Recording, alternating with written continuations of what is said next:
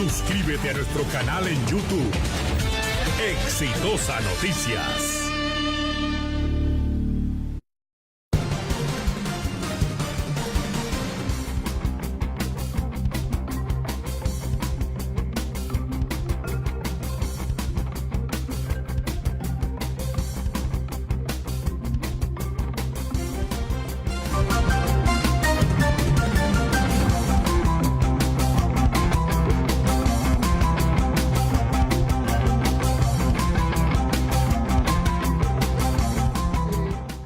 Buenas noches, bienvenidos, bienvenidas sean todos y todas ustedes. Este es Exitosa Perú, Pedro Paredes Vela los saluda. Sin embargo, hay que precisar una cosa, que el programa es de José Rocha, nuestro compañero. Los martes va a ser un poco complicado que nos esté acompañando, sin embargo, estamos ahí listos y prestos para poder cubrir ese espacio y que la información continúe, que la fiesta periodística no termine, porque el Perú así lo demanda. Son las 8 de la noche con 6 minutos, estamos en estos momentos en Exitosa Perú y con la información que sobre todo en horas de la tarde se conoció sobre la liberación, excarcelación de Toñito Camayo. Antonio Camayo finalmente ya se encuentra en estos momentos en su domicilio tras haber participado como colaborador eficaz, y esto ha conllevado a que sea puesto en libertad. Entre las primeras informaciones que dio con prueba de por medio Antonio Camayo, el empresario gerente de ISA Motors, básicamente es que corroboró que la señora K, una cuestión que era rumor popular, que era un tema de secreto a voces o que era comentario en los pasadizos, finalmente se corrobora que la señora K ha sido mencionada como Keiko Fujimori Iguchi, la lideresa de Fuerza Popular. Además de señalar a Antonio Camayo que sí se dio esa reunión entre Inostroza Pariachi y la señora Fujimori. Además de señalar que, por ejemplo, sí había un pago que en su momento dio Edwin Oviedo Pichotito, el presidente de la Federación Peruana de Fútbol, al señor César Inostroza Pariachi, además de haber señalado, entre otras cosas, que antes que se vaya, antes del Mundial, de donde participó el Perú luego de más de 30 años, le entregó $13,000 en la mano a Inostroza Pariachi, el señor Edwin Oviedo. Esas corroboraciones, esas informaciones son las que precisamente ha conllevado a que ahora Antonio Camayo, Toñito Camayo como muchos lo conocen, esté en libertad. Esa información sin duda alguna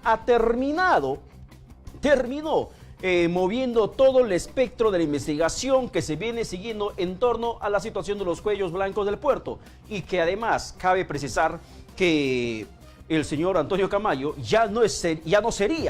aparentemente ya no sería más inmerso dentro de esta presunta red criminal que en estos instantes viene precisamente investigando el Ministerio Público a cargo de la fiscal Sánchez.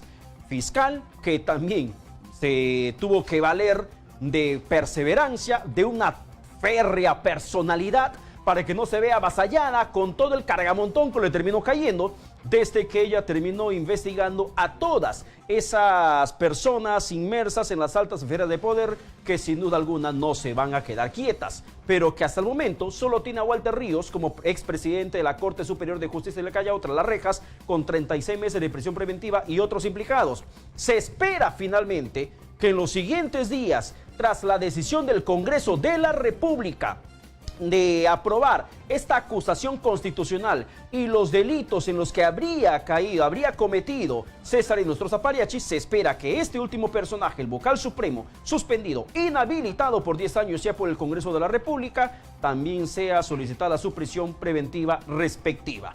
Estamos en estos momentos aquí en los estudios con el ex decano del Colegio de Abogados de Lima, el doctor Pedro Angulo, quien además es miembro de la Comisión Investigadora de la Corte del Callao. Doctor Angulo, buenas noches. Muy buenas noches, muchas gracias por la invitación. Su presencia es bastante valiosa porque nos va a ayudar un poco a saber cómo es que se termina moviendo todas estas piezas de la investigación. Antonio Camayo termina finalmente revelando los detalles que acabo de mencionar, y eso lo convierte en alguien que ya tiene que ser sacado de la investigación, ya no imputado, doctor Angulo.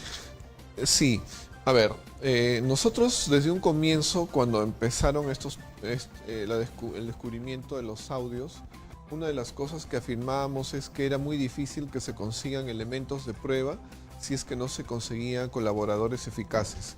En este tipo de hechos, lo más importante es un colaborador eficaz, es decir, una persona que participó de los hechos, que los conoce desde dentro que puede saber si existen documentos o datos que puedan ser corroborados y que puedan servir para demostrar. Evidentemente, una de las circunstancias que motiva esta colaboración es que las penas son elevadas. Entonces, ahora ya se expresa que este señor Antonio Camayo ha sido ya aceptado como colaborador. El tema puede estar a dos niveles: que ya exista un convenio previo que lo admite la ley, o que ya haya inclusive terminado el procedimiento de colaboración, porque el procedimiento de colaboración es independiente del proceso en el cual él puede estar involucrado. Claro, pero eso es lo que justamente quiero saber. Él puede estar involucrado estuvo investigado, acusado como presunto integrante de esta banda criminal de los Cuello Blanco del Puerto, como lo sostiene la tesis del Ministerio Público. El solo hecho de convertirse en colaborador eficaz ya lo separa del proceso, porque en muchas ocasiones lo que se ve un colaborador eficaz es lo que recibe a cambio una aminoración de la pena que podría recibir en el camino. Y ya, ¿lo puedes separar del proceso o no? Generalmente el tema está en que ellos acepten los cargos, porque un colaborador eficaz, por definición, es una persona que participó de los ilícitos, ¿no? Entonces, generalmente el colaborador eficaz acepta los cargos, entonces ya es separado completamente. Si ha aceptado algunos cargos, pero no todos, entonces los que no ha aceptado lo hacen partícipe todavía del proceso que venga, se le tendrán que demostrar o no. Eso admite la ley. En este caso, él tuvo que haber aceptado todos los cargos para que pueda, además de proveer todas las pruebas, porque él señala Así que es. ha proveído pruebas respectivas para que Claro. pueda sustentar lo que está diciendo. Exacto, que pueden ser o documentos, grabaciones, audios, o también nombres de personas que pueden corroborar y que van a participar también del proceso. En torno a todo este caso, los demás que quieran someterse a colaboradores como colaboradores eficaces, ¿podrían correr la misma suerte que Antonio Camayo de ser separados del proceso?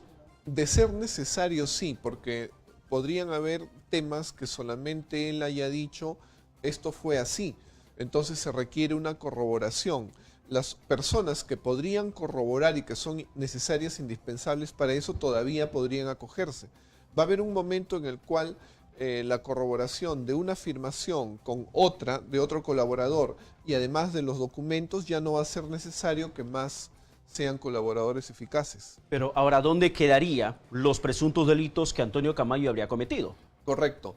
En relación a ese tema, si él ha confesado todos, entonces, en principio, él a lo que queda sometido es a tratar de, en principio, pagar lo que podría ser una indemnización en relación a los daños que él hubiera cometido. De eso no queda eximido. En relación a las penas, él puede quedar, si la colaboración es de alta eficacia, de un nivel que habían elementos que no se conocían o personas involucradas que tampoco se conocían, su colaboración es muy importante, podría quedar hasta eximido de pena. En la medida en que no sea así, su colaboración es importante pero mediana, entonces su pena puede quedar disminuida. O sea, ¿no es que está libre del proceso al 100%? No necesariamente. Podría, por ejemplo, dictársele una medida de prisión, pero suspendida. Suspendida. 4 años. En ese extremo podría pesar sobre ser, él. claro, podría ser. Pero sea que se le prive se le dicte una medida de prisión suspendida o no, el hecho es que él siempre va a estar sometido, por ejemplo, a no salir del país, a decir cuál es su lugar de ubicación, a no involucrarse en nuevos ilícitos. A las reglas de conducta que normalmente se termina estableciendo en estas condiciones. Así es, para colaboradores. El solo hecho de que Antonio Camayo haya sido una parte privada en su actividad como parte de esta presunta banda criminal de los Cuello Blanco del Puerto, le termina dando esa potestad o esa facilidad de que pueda ser separado del proceso, a contraposición, por ejemplo, doctor Angulo, del magistrado como Walter Ríos o de nuestro Zapariachi, muy posiblemente, en caso que así le termine el Ministerio Público. Esa es muy buena pregunta, porque usualmente cuando se habla de una participación de un ciudadano en relación a un funcionario público, se diferencia que el funcionario ha jurado ha jurado él asumir una conducta. Tiene encargatura, tiene que responder a la población, claro, servidor público. Así es. Entonces su responsabilidad siempre es más elevada que un ciudadano común y corriente. Un privado en este caso. Así es. Entonces, a veces se les ha pretendido asumir, porque como el ilícito en que han participado, por ejemplo, coludiéndose en contra de los intereses del Estado, es uno mismo, se ha tratado, no, pero si ha participado del mismo ilícito le correspondería la misma pena. Pero se olvida que una persona, el funcionario público, es una persona calificada, que asume la confianza de la ciudadanía, de quienes lo eligen, etcétera, y que jura una responsabilidad y cumplirla de acuerdo el deber, ¿no? De acuerdo a la norma ética, a la norma institucional. Entonces, evidentemente, la mayor responsabilidad es de un funcionario. Y es verdad que le sirve su condición de ciudadano, ¿no? Hay un agravante contra él. Contra el funcionario Claro. hay un agravante. El solo hecho de que Walter Ríos y Nostroza Pariachi, en caso, reitero, insisto, en caso de que el Ministerio Público solicite su prisión preventiva, que tendría que suceder, porque tanto se batalló para esto, Así es. que suceda contra ellos. El agravante es que han sido servidores públicos, funcionarios públicos. Claro. En el así caso es. de Camayo no funcionaría esa, lógicamente, esa Así parte. es, claro. Pero, ¿cuánto podría finalmente, no sé si afectar o favorecer el solo hecho de que Camayo, además, doctor Angulo, a ver si nos ayuda con ese panorama legal, él ha sido como el nexo? O sea, él no es el que ha pagado, como en el caso, por ejemplo, de Edwin Oviedo, a Nostroza Pariachi, como menciona Camayo en su colaborador, en la versión que da como colaborador eficaz. Él, por ejemplo, no ha sido básicamente el que dio la parte de la casación o los beneficios legales que buscaba aparentemente Keiko Fujimori con Nostroza Pariachi. Él ha sido más una parte como nexo entre uno y otro lado. Esa condición de ser nexo y ser privado también le favorece en esa colaboración eficaz para que sea separado del proceso, porque uno primero hay que entender por qué lo separan del proceso. Efectivamente. Digamos, él ha sido, como se dice a veces, un facilitador, ¿no? Una persona que presenta, por ejemplo, a dos que no se conocen, que ofrece su casa para que ahí se dé una reunión privada, sino un almuerzo, comunica una persona con otra, luego propicia que se reúnan. Entonces evidentemente su participación es menor, porque él no define hechos que podrían ser los acuerdos que toman esas otras personas a las cuales él les facilita un encuentro. Él no obligó a Nostroza ni a Walter Ríos que hagan lo que terminaron haciendo. Claro, ellos tenían los propios intereses determinados por ellos de realizar determinadas conductas. Y le buscaban a Camayo para que sea el nexo muchas veces. Así es, claro. Su responsabilidad definitivamente es menor. Si Walter Ríos, en este caso, si quisiera algún momento en el tema de colaboración eficaz, ¿también se hubiera visto beneficiado en el mismo nivel que Camayo? Hay una prohibición de la norma en relación a quienes son los jefes, ¿no? O las cabezas en los casos de criminalidad organizada. Sin hacer afirmaciones, porque todavía el tema está en investigación, definitivamente se aprecia que Walter Ríos, al ser presidente de la Corte del Callao, él tenía otras personas que además las colocaba en lugares, ¿no? Como jefe de personal, jefe económico, asesores. Entonces, él organizaba al grupo que trabajaba con él. Entonces, su condición, mientras no se considere otra cosa, no se conozca a alguien por encima de él, es precisamente la de jefatura, la de cabeza. Entonces era más difícil. Aunque hay otra información, otra hipótesis que se maneja, que el cabecilla había sido aparentemente Nostroza Pariachi y no Walter Ríos. Claro, entonces eso lo podría decir, por ejemplo, Walter Ríos. Si es que había alguien por encima de él a quien él le, digamos, respondía de cosas que él podía hacer, pero que tenía que darle parte a otro por encima. Y esas informaciones que podría dar quizás sobre Nostroza Pariachi o contra el vocal supremo que ahora está inhabilitado, ¿le podría jugar a favor? En la medida en que esa información todavía no haya sido cubierta, porque parece que algo ha cubierto el señor Antonio Camayo en relación también al señor Nostroza Pariachi. Entonces, si él ya ha cubierto información que no sería novedad con lo que diría Walter Ríos, ya no tendría la oportunidad. Él tendría la oportunidad si es que da información que todavía no se conoce. Ahora, para terminar, doctor Pedro Angulo, la situación de Orlando Velázquez, de Guido Aguila, de Iván Noguera, y hay uno más que se me va de la memoria. Gutiérrez Peve. Gutiérrez Peve, exactamente, gracias por hacérmelo recordar.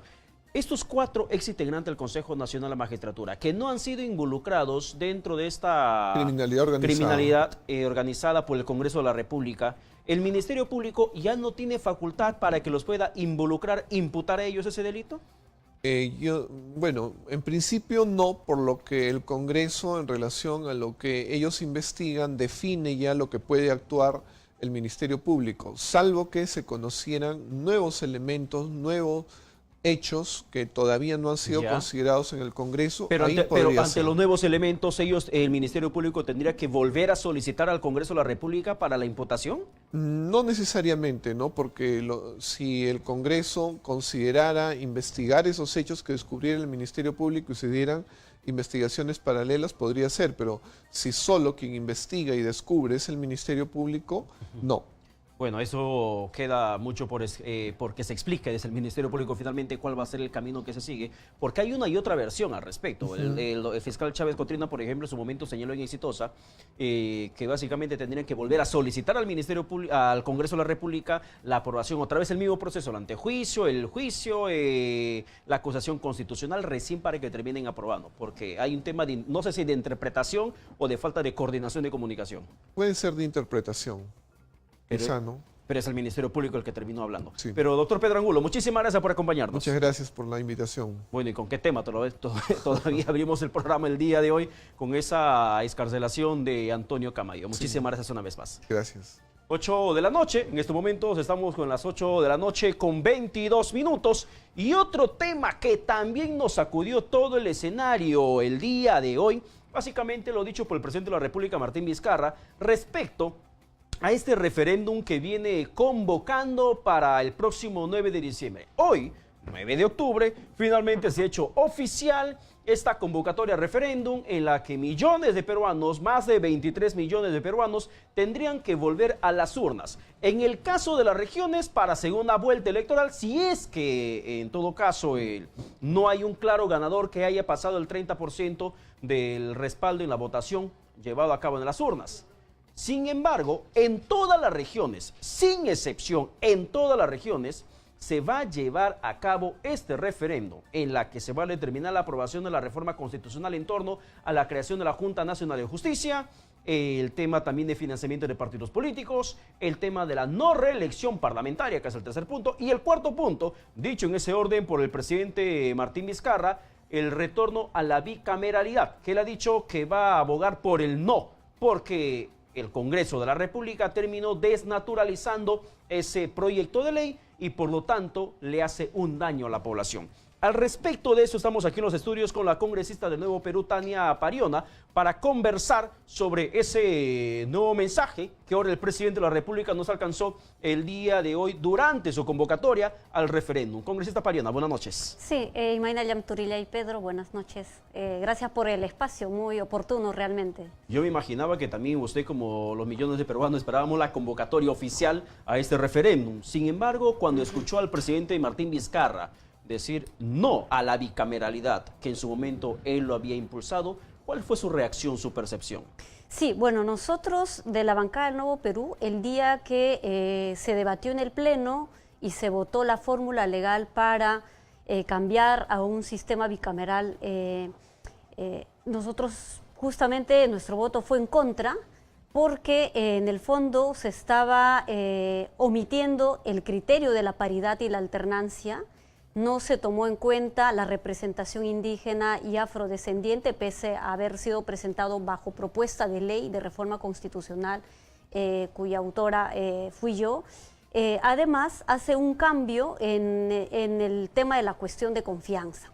Es decir, ahora, incluso para que el Ejecutivo pueda, digamos, hacer votos a un gabinete, solo estaría recayendo en el presidente del Consejo de Ministros, pero además en el artículo 130 solo define la investidura, es decir, una cuestión de confianza en términos de reforma constitucional o alguna iniciativa de ley del Ejecutivo no podría, diríamos, no podría ser válida para cerrar el Congreso. Ahora, entonces aquí hay varias omisiones y obviamente se ha desnaturalizado la propuesta del Ejecutivo. Congresista Pariona, en la desnaturalización, como acusa el presidente de la República, Martín Vizcarra, me deja la verdad que mucha molestia, lo voy a confesar, mucha molestia. ¿Por qué?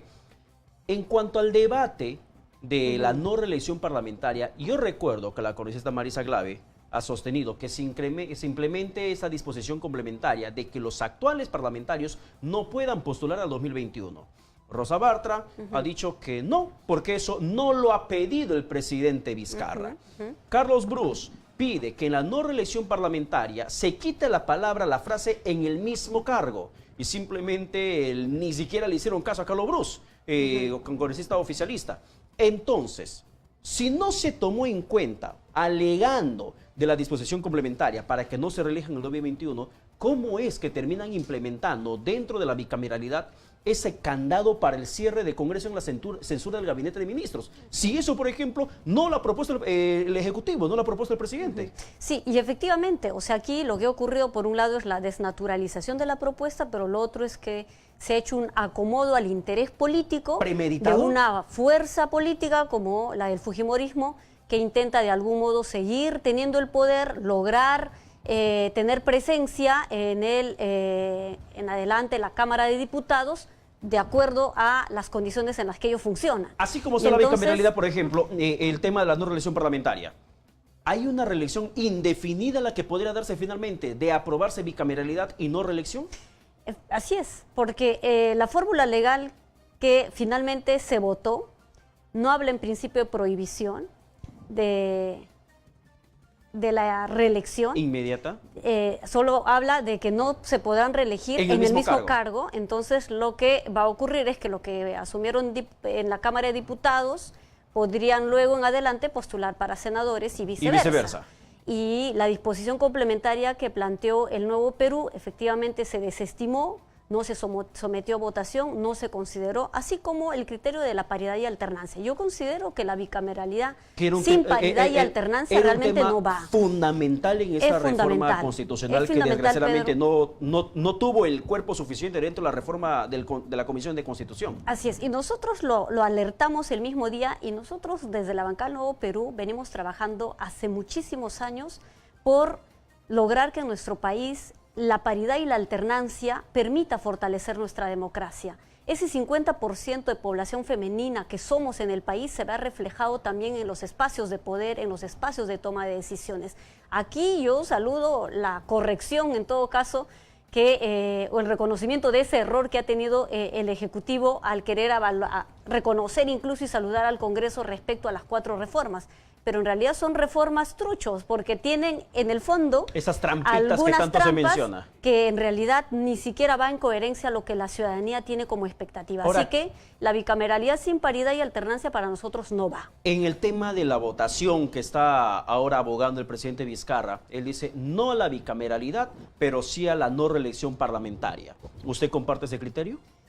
Mire, nosotros advertimos, como digo, desde el día en el debate, es que en el fondo los congresistas de ahora, de este periodo legislativo, se van a poder reelegir, no hay disposición que lo prohíba, y de hecho ya algunos congresistas fujimoristas han dicho no hay ninguna ley ni artículo que me prohíba postular, ya sea para senador o para diputado, porque finalmente es un nuevo cargo que se implementa de cara a la bicameralidad. Y entonces se aplicaría recién el 2026. Y la única forma de evitar que este Congreso se reelija, o los integrantes del actual Parlamento, es que no se apruebe la bicameralidad, según lo que puedo entender, y según la estrategia política que termina planteando el presidente Vizcarra. Porque si se aprueba la no reelección, con esa frasecita de en el mismo cargo, y no se aprueba la bicameralidad, este Congreso ya no puede postular en 2021. Tania Pariona tampoco podría postular ni para diputado ni para senadora porque no existiera bicameralidad. Sí, bueno, la población, Pedro, particularmente considera que este Congreso y quienes estamos asumiendo el rol en este periodo no deberíamos postular, no deberíamos siquiera ser candidatos a una reelección.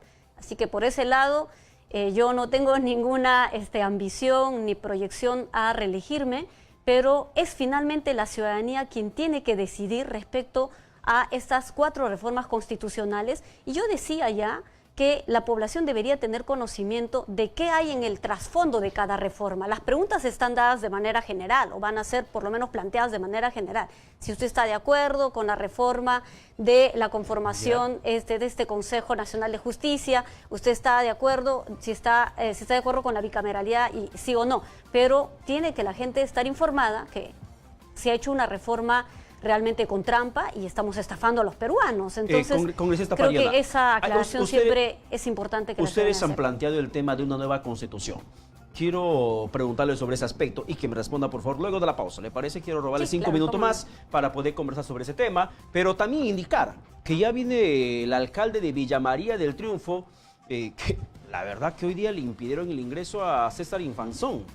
La gente se atrincheró en la puerta, trabajadores y vecinos se atrincheraron, le impidieron el ingreso a este alcalde que en cierto modo también ha recibido una condena de 3 años de prisión suspendida e inhabilitación de ocupar función pública. Sin embargo, ha sido candidato a Villa María del Triunfo. Con él venimos también luego de la pausa. Regresamos.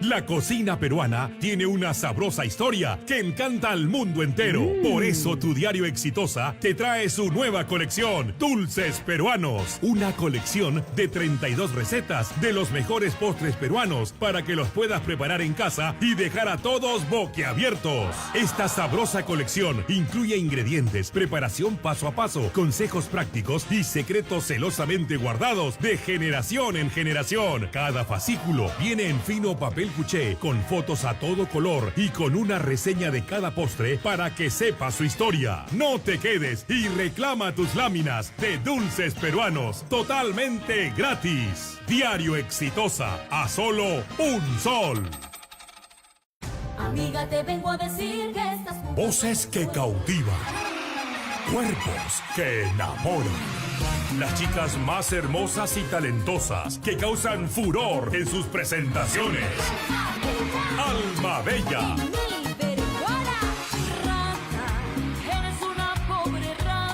La agrupación femenina número 1 del Perú. Teléfonos para contratos. Alma Bella.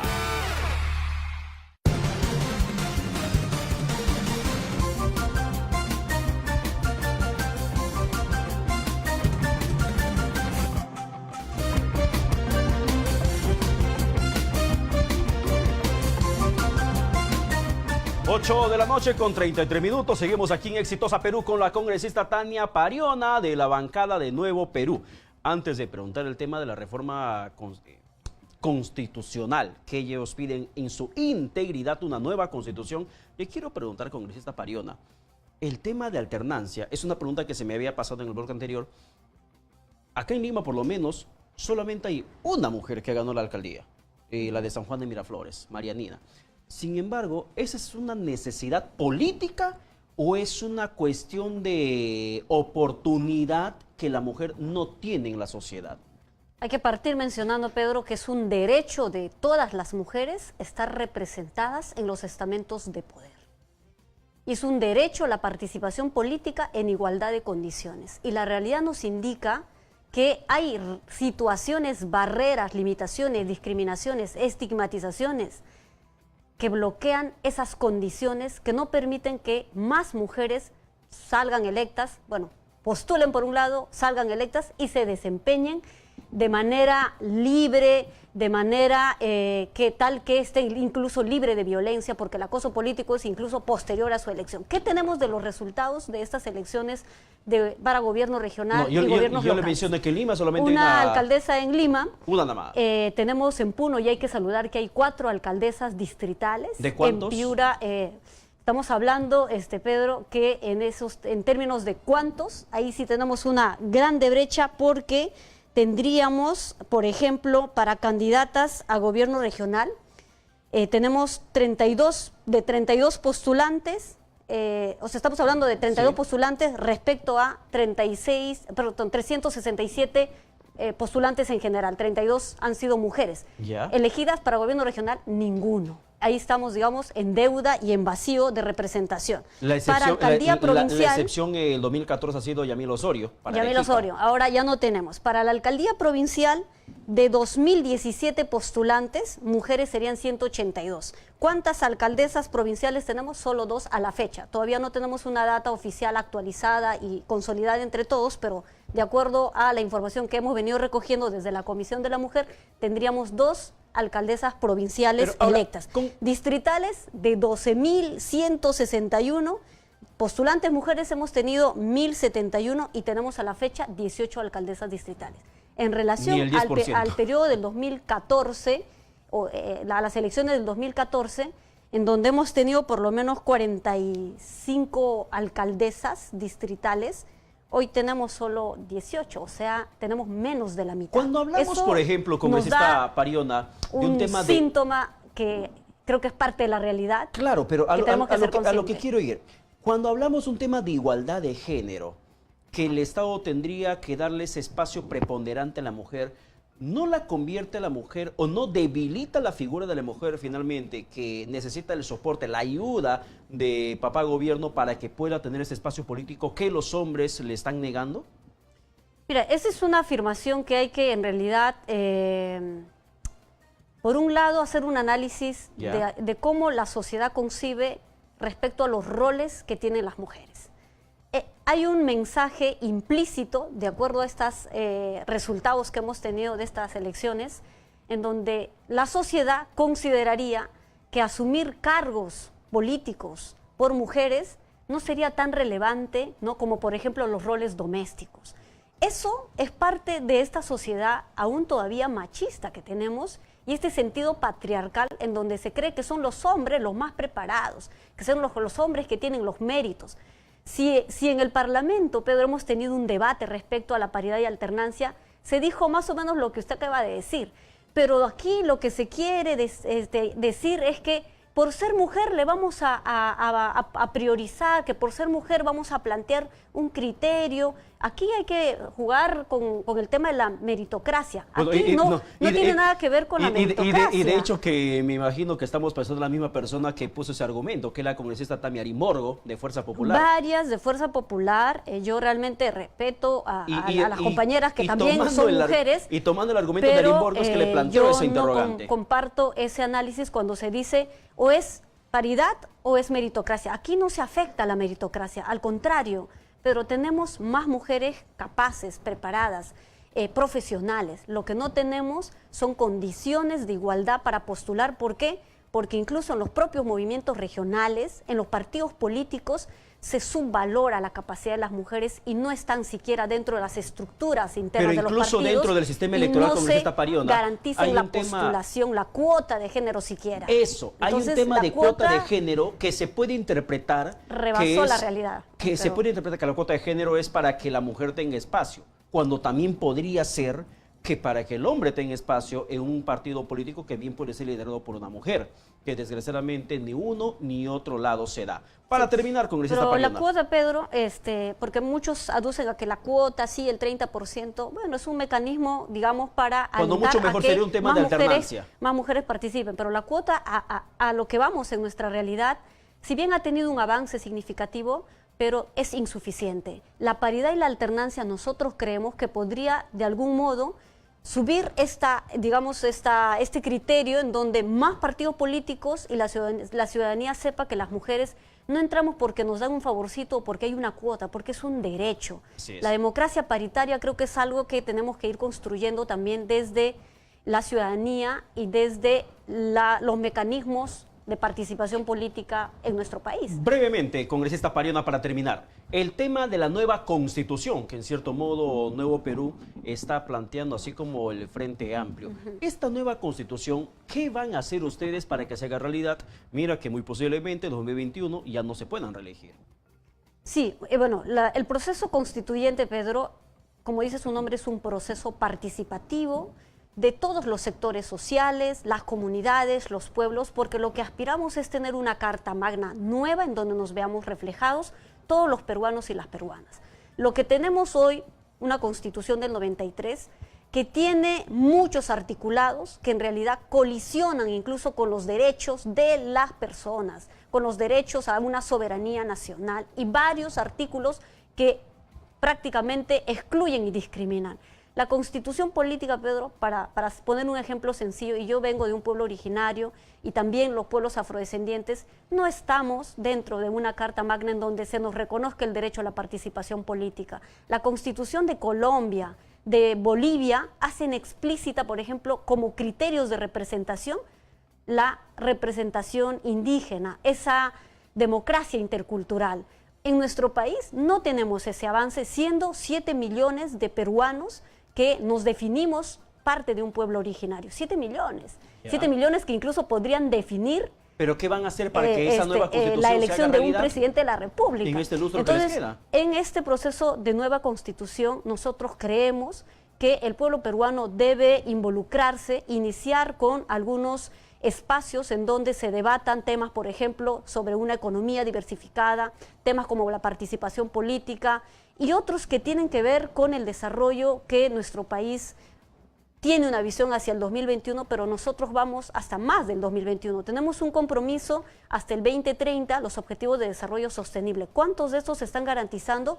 Creo que estamos yendo bastante lento, pero la nueva Constitución es un proceso que nosotros ya hemos empezado desde el movimiento político Nuevo Perú, convocando a distintos sectores, como la CGTP en temas laborales, y desde espacios comunitarios. Esto nos va a conllevar a que en adelante en el Parlamento podamos tener una asamblea constituyente.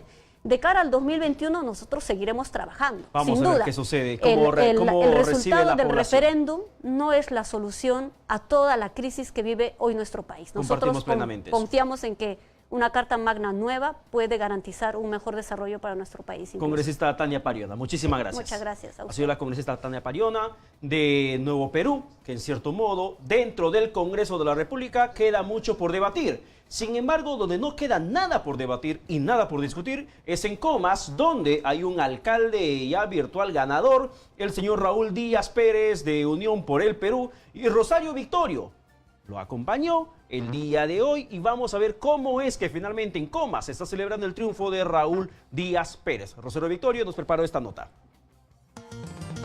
Esta vez, Exitosa llegó hasta Lima Norte, al distrito de Comas, un lugar de vecinos emprendedores, pero con grandes deficiencias.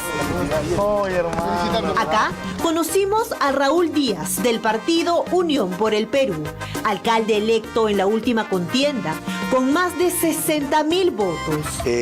Han elegido a un alcalde joven, a un alcalde preparado, a un alcalde que tiene un equipo y a un alcalde que va a articular y les va a hacer partícipe de la gestión. Estamos acostumbrados a tener una democracia representativa a través de sus autoridades. Lo que nosotros vamos a ir más allá, a hacer una democracia participativa, una democracia en la que participe el vecino.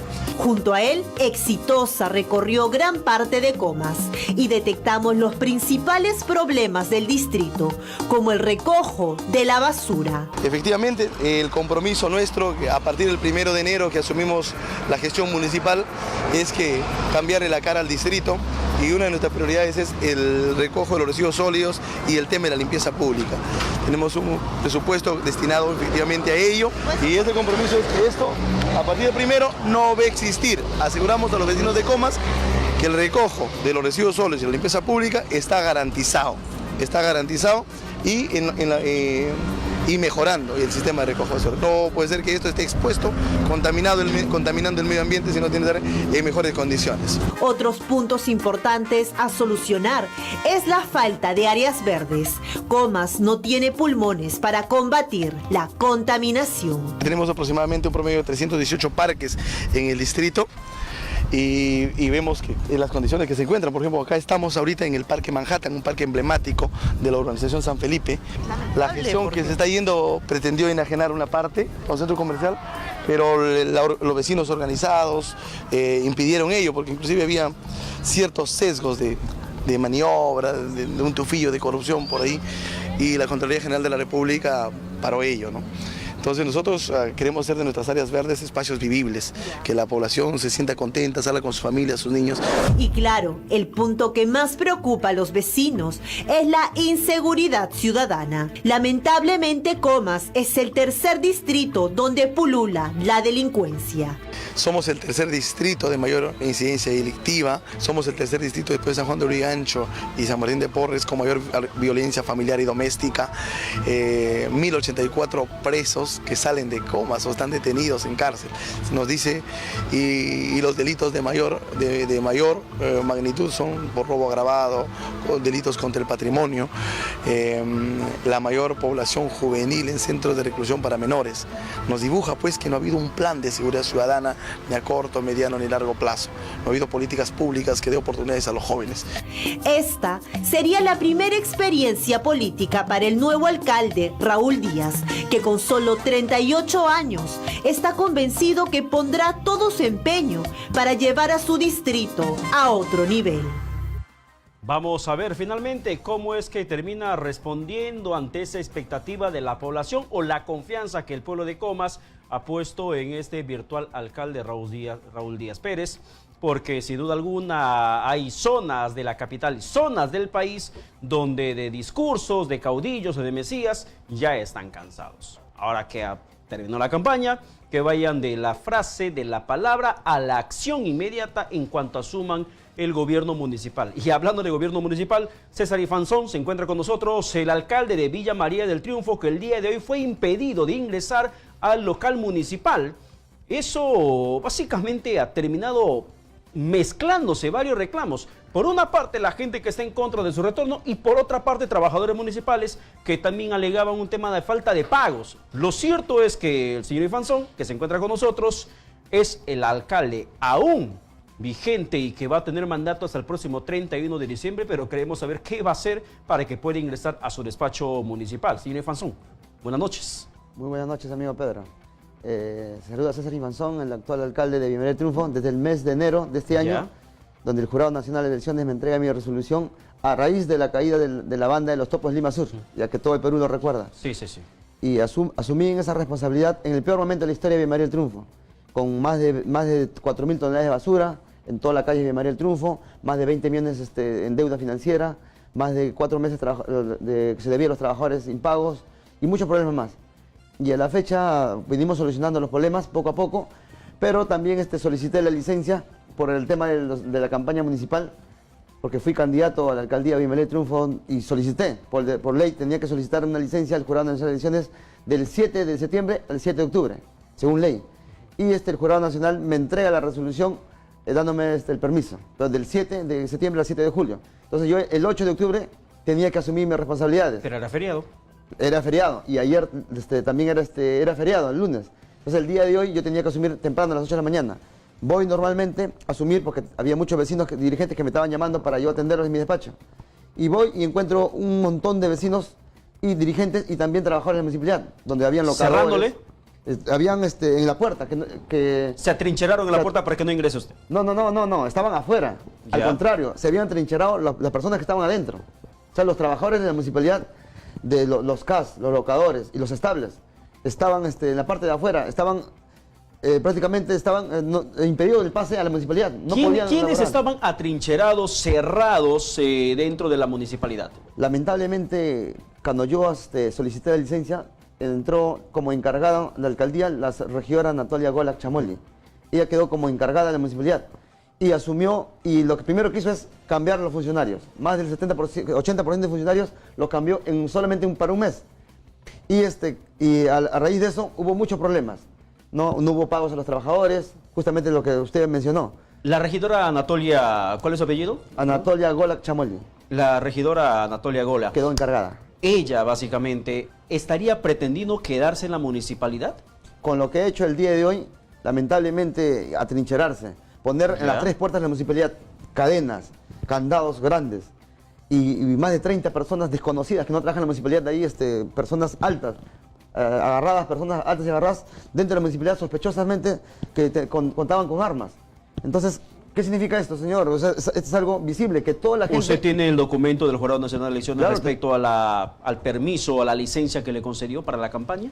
Todos los documentos nosotros los tenemos. El Ministerio Público cuando llegó no le solicitó ese documento. Así es, se presentaron todos los documentos. ¿Y qué hizo el Ministerio Público? El Ministerio Público lo que hizo y la Policía Nacional, ¿qué hizo? Hicieron un acta, levantaron un acta para verificar las 3 puertas con candado, con cadenas, personas desconocidas adentro, la municipalidad sin trabajadores y también inspeccionó que todos los trabajadores estaban afuera y no podían trabajar. O sea, prácticamente lo han prohibido el ingreso a los trabajadores. ¿Qué dice en su acta el Ministerio Público? Porque de eso depende mucho para las acciones futuras que se pueda tomar contra la señora Anatolia. El acta que he leído manifiesta que encontraron las puertas cerradas, con candado, con cadena, los trabajadores no podían ingresar, el alcalde actual, que soy yo, tampoco no podía ingresar, eso está en el acta, y consta y firma el fiscal, la Policía Nacional y mi persona. ¿Conminó a la señora Anatolia Gola que se retire de la municipalidad?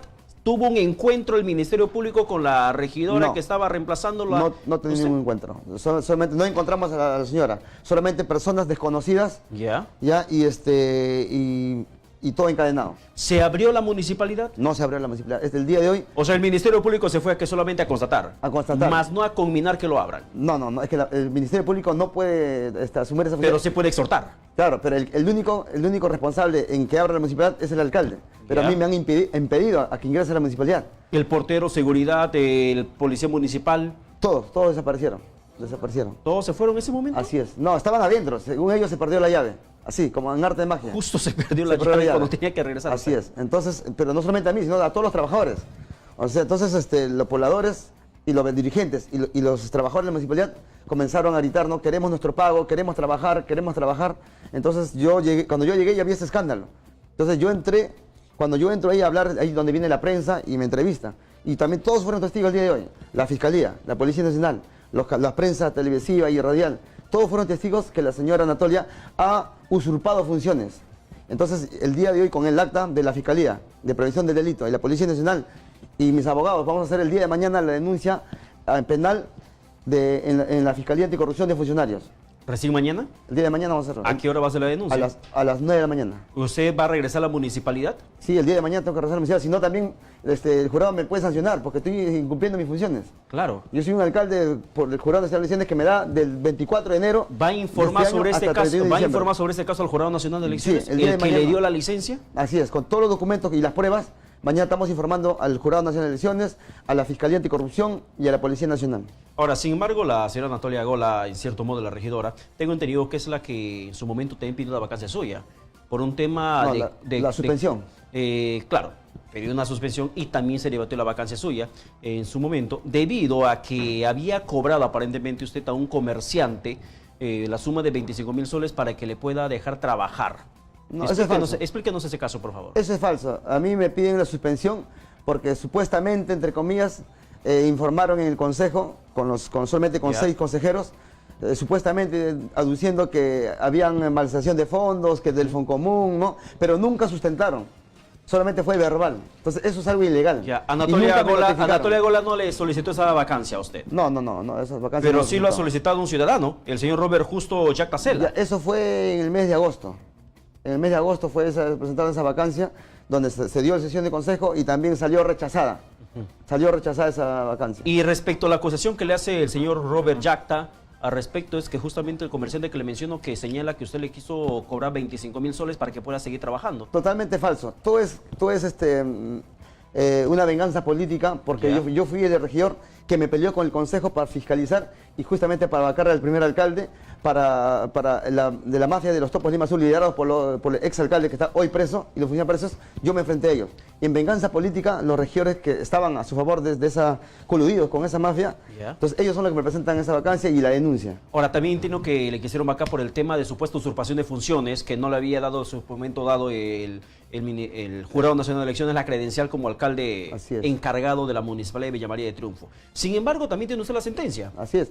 También el jurado rechaza esa vacancia, porque dentro de mis funciones yo estaba facultado, según la ley orgánica de municipalidades, para yo cesar a todos los funcionarios que quedaron del antiguo alcalde. Hay una interpretación que hace de la norma que hace el Jurado Nacional de Elecciones, que valgan verdades hasta el 2012, estaba vigente aún.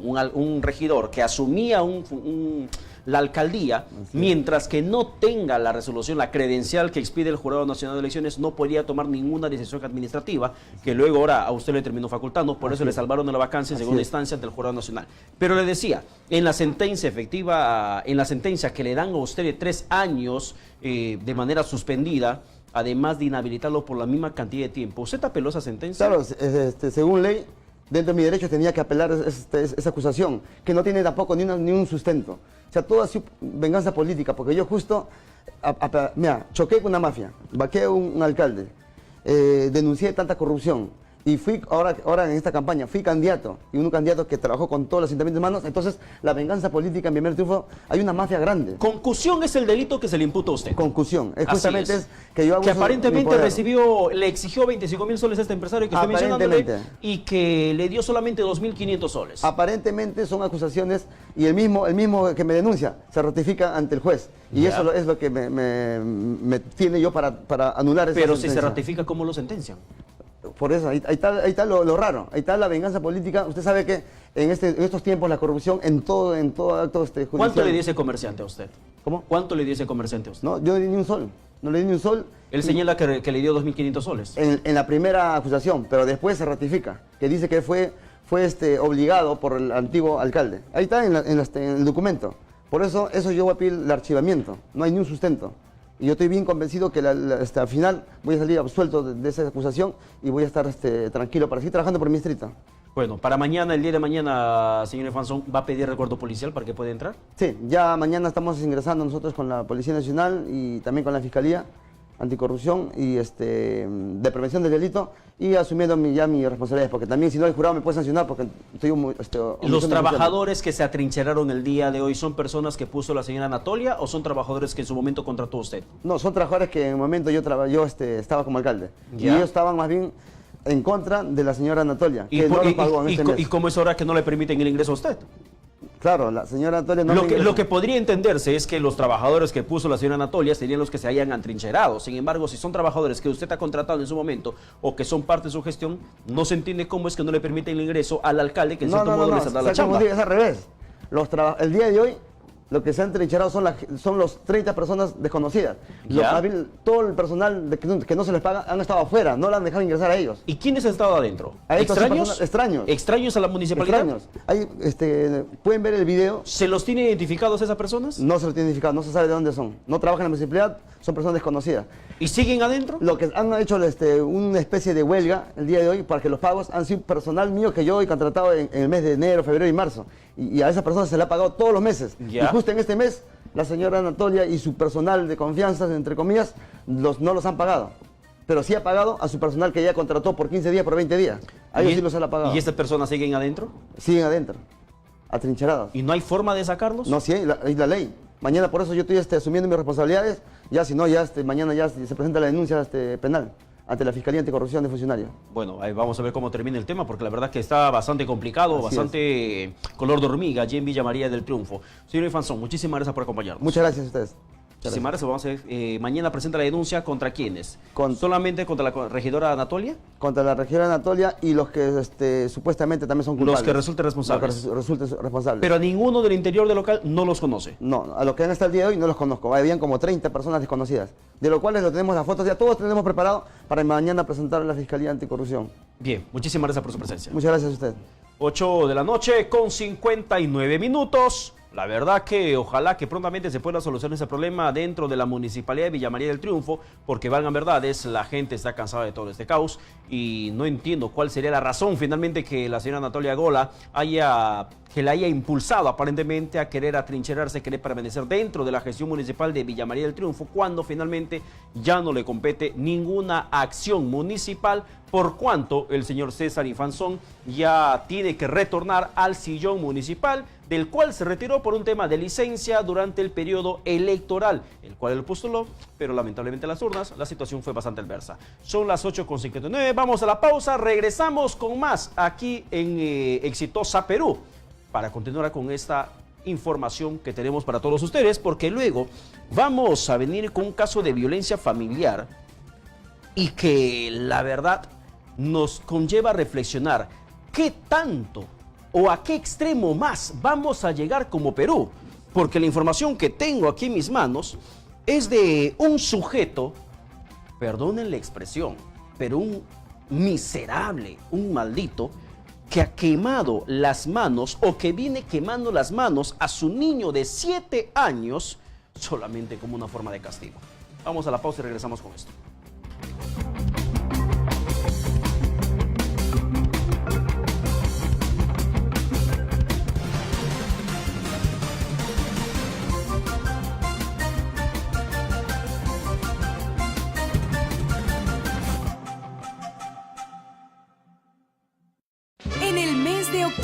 Se rinde devoción y culto a la sagrada imagen del Cristo morado. Con tu diario Caribeña, colecciona un álbum único en el país del Señor de los Milagros. 32 láminas a todo color en fino papel cuché, con toda la información detallada y fotografías únicas sobre la historia del milagroso Cristo de Pachacamilla. No te pierdas, colecciónalo con tu diario Caribeña. Álbum El Señor de los Milagros. Las voces masculinas más impactantes. Cierra tus ojos, cierra. Dante Cardosa. Vuelve. Jairo Antonio. Matías Colmenares. Nada quiero de ti. John Calvin. Ellos son los 5 de oro. Son el fenómeno del momento. Una locura juvenil. En Tacna, Arequipa, Chiclayo, Moquegua, Ica, Trujillo. En todo el Perú. Cada presentación es una experiencia alucinante. Más de 20,000 personas abarrotaron su último concierto. Si te vas. Los 5 de oro. Contáctenos.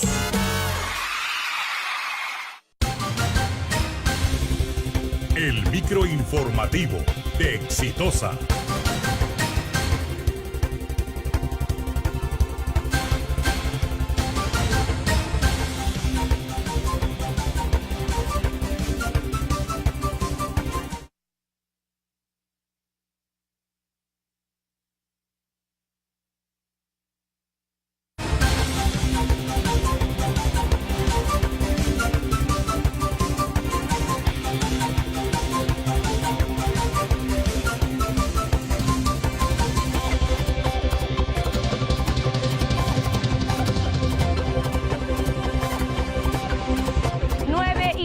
Nos vamos hasta San Isidro con Marcial Vilela. Adelante, Marcial. Gracias por esa información en vivo. Nos encontramos en la calle 54, número 210, en la urbanización Corpa, en San Isidro, donde se ubica la residencia de Antonio Camayo, gerente general de ISA Motors, que aún no se sabe su paradero actual desde su excarcelación el pasado jueves. Hemos encontrado en los exteriores medios de prensa.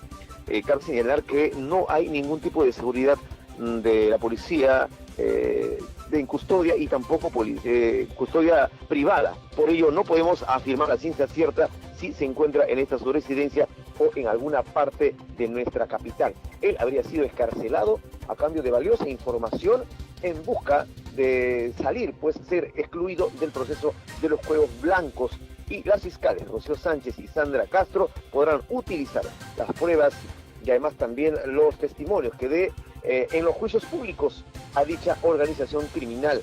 Antonio Camayo se encontraba, como se conoce, detenido desde el 29 de julio último. El Sistema Nacional para Casos de Corrupción le habría impuesto 36 meses de prisión preventiva como uno de los presuntos financistas y operadores políticos de la red de corrupción liderada por el Inostroza Pareachi, el expresidente de la Corte del Callao, Walter Ríos. Hay que señalar que en estos momentos entonces todo está con tranquilidad, no hay seguridad privada ni tampoco miembros de la policía en custodia. Es por ello que se presume que no podría estar en esta su residencia, pues estaría en otro punto de nuestra capital. Es el panorama en los exteriores de la calle 54, número 210 de la urbanización Corpa, San Isidro. Marcel Vilela, para Exitoso. En Piura sentencian a 3 jóvenes por robo agravado. 3 raqueteros fueron condenados a 11 años de pena privativa de la libertad. Jorginho Edu Juárez Espinosa, de 20 años, Randy Andreda Ramos Elías, de 18 años, y Luis Alberto Ramos Julca, de 19, fueron condenados por delitos de hurto agravado y robo por la Tercera Fiscalía Penal Corporativa de Piura. 9:05, tú estás en Exitosa. Continuamos en Exitosa Perú con Pedro Paredes. Exitosa. Setimana Boutique, ropa para ti. Ubícalos en el Centro Comercial Caminos de Inca, tienda 33, o en sus tiendas en San Isidro, Centro Comercial Camino Real, tienda 76K, primer nivel.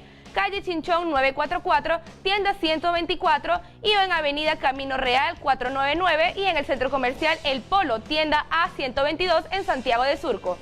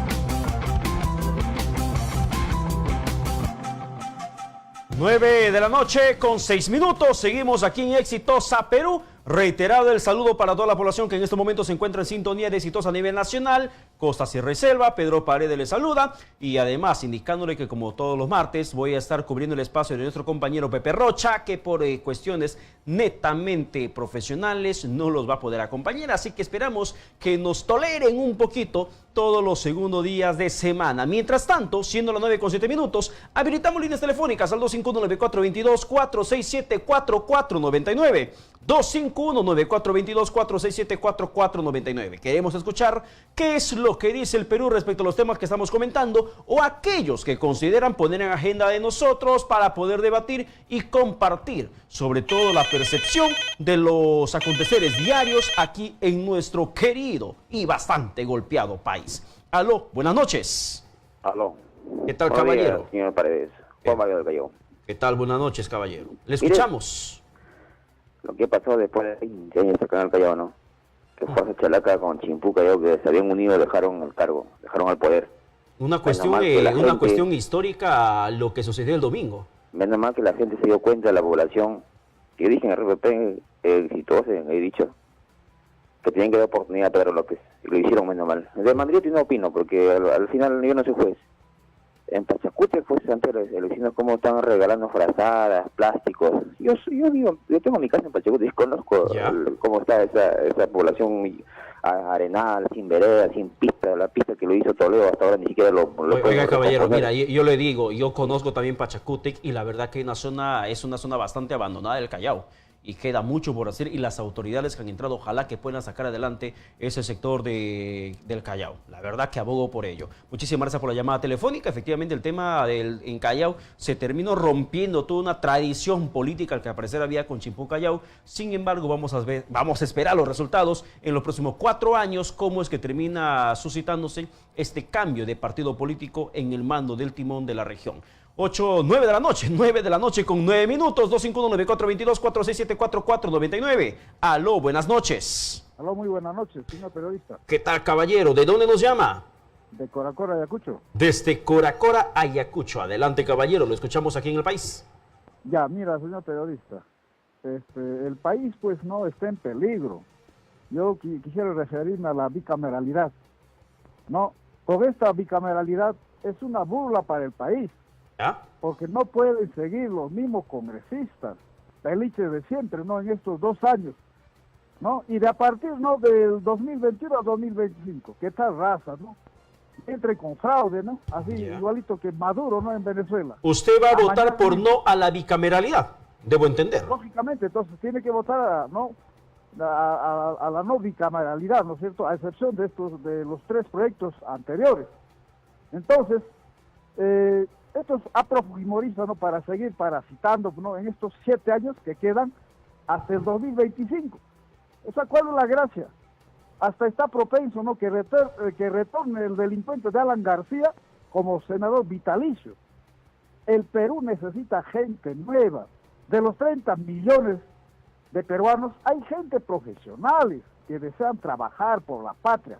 Pero eso también, poder. la verdad que cada proceso electoral depende mucho de cada uno de nosotros, que no nos dejemos llevar como borreguitos a votar por alguien que no puede estar imponiendo el sistema, cuando hay otros cuadros políticos que pueden ser la mejor opción dentro de un proceso electoral. Muchísimas gracias por la llamada telefónica, 9:10, 9 de la noche con 10 minutos, 251-9422-467-4499. Aló, buenas noches. Sí, buenas noches. ¿Qué tal, caballero? Bienvenido a Exitosa Perú, lo escuchamos. Muchas gracias.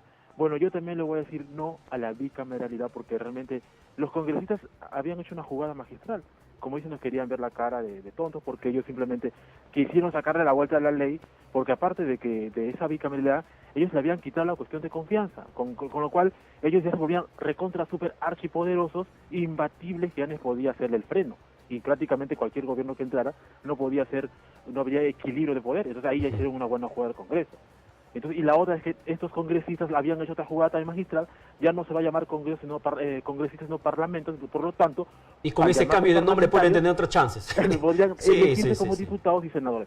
O sea, todos hicieron una jugada magistral, cosa que el presidente, de parte de él, lo que ha hecho es muy bien, no a la bicameralidad porque estos sinvergüenzas querían reelegirse. Y repudiar lo que hizo esta José Saavedra de haber cacheteado a un periodista. Gracias. Bien, muchísimas gracias por la comunicación telefónica. 9 de la noche con 12 minutos. Y la verdad que un tema de bicameralidad, el tema de esta reforma constitucional de por sí se cayó en el sentimiento de la población cuando termina aprobándose en la Comisión de Constitución incrementar de 130 a 150, a 180, perdón.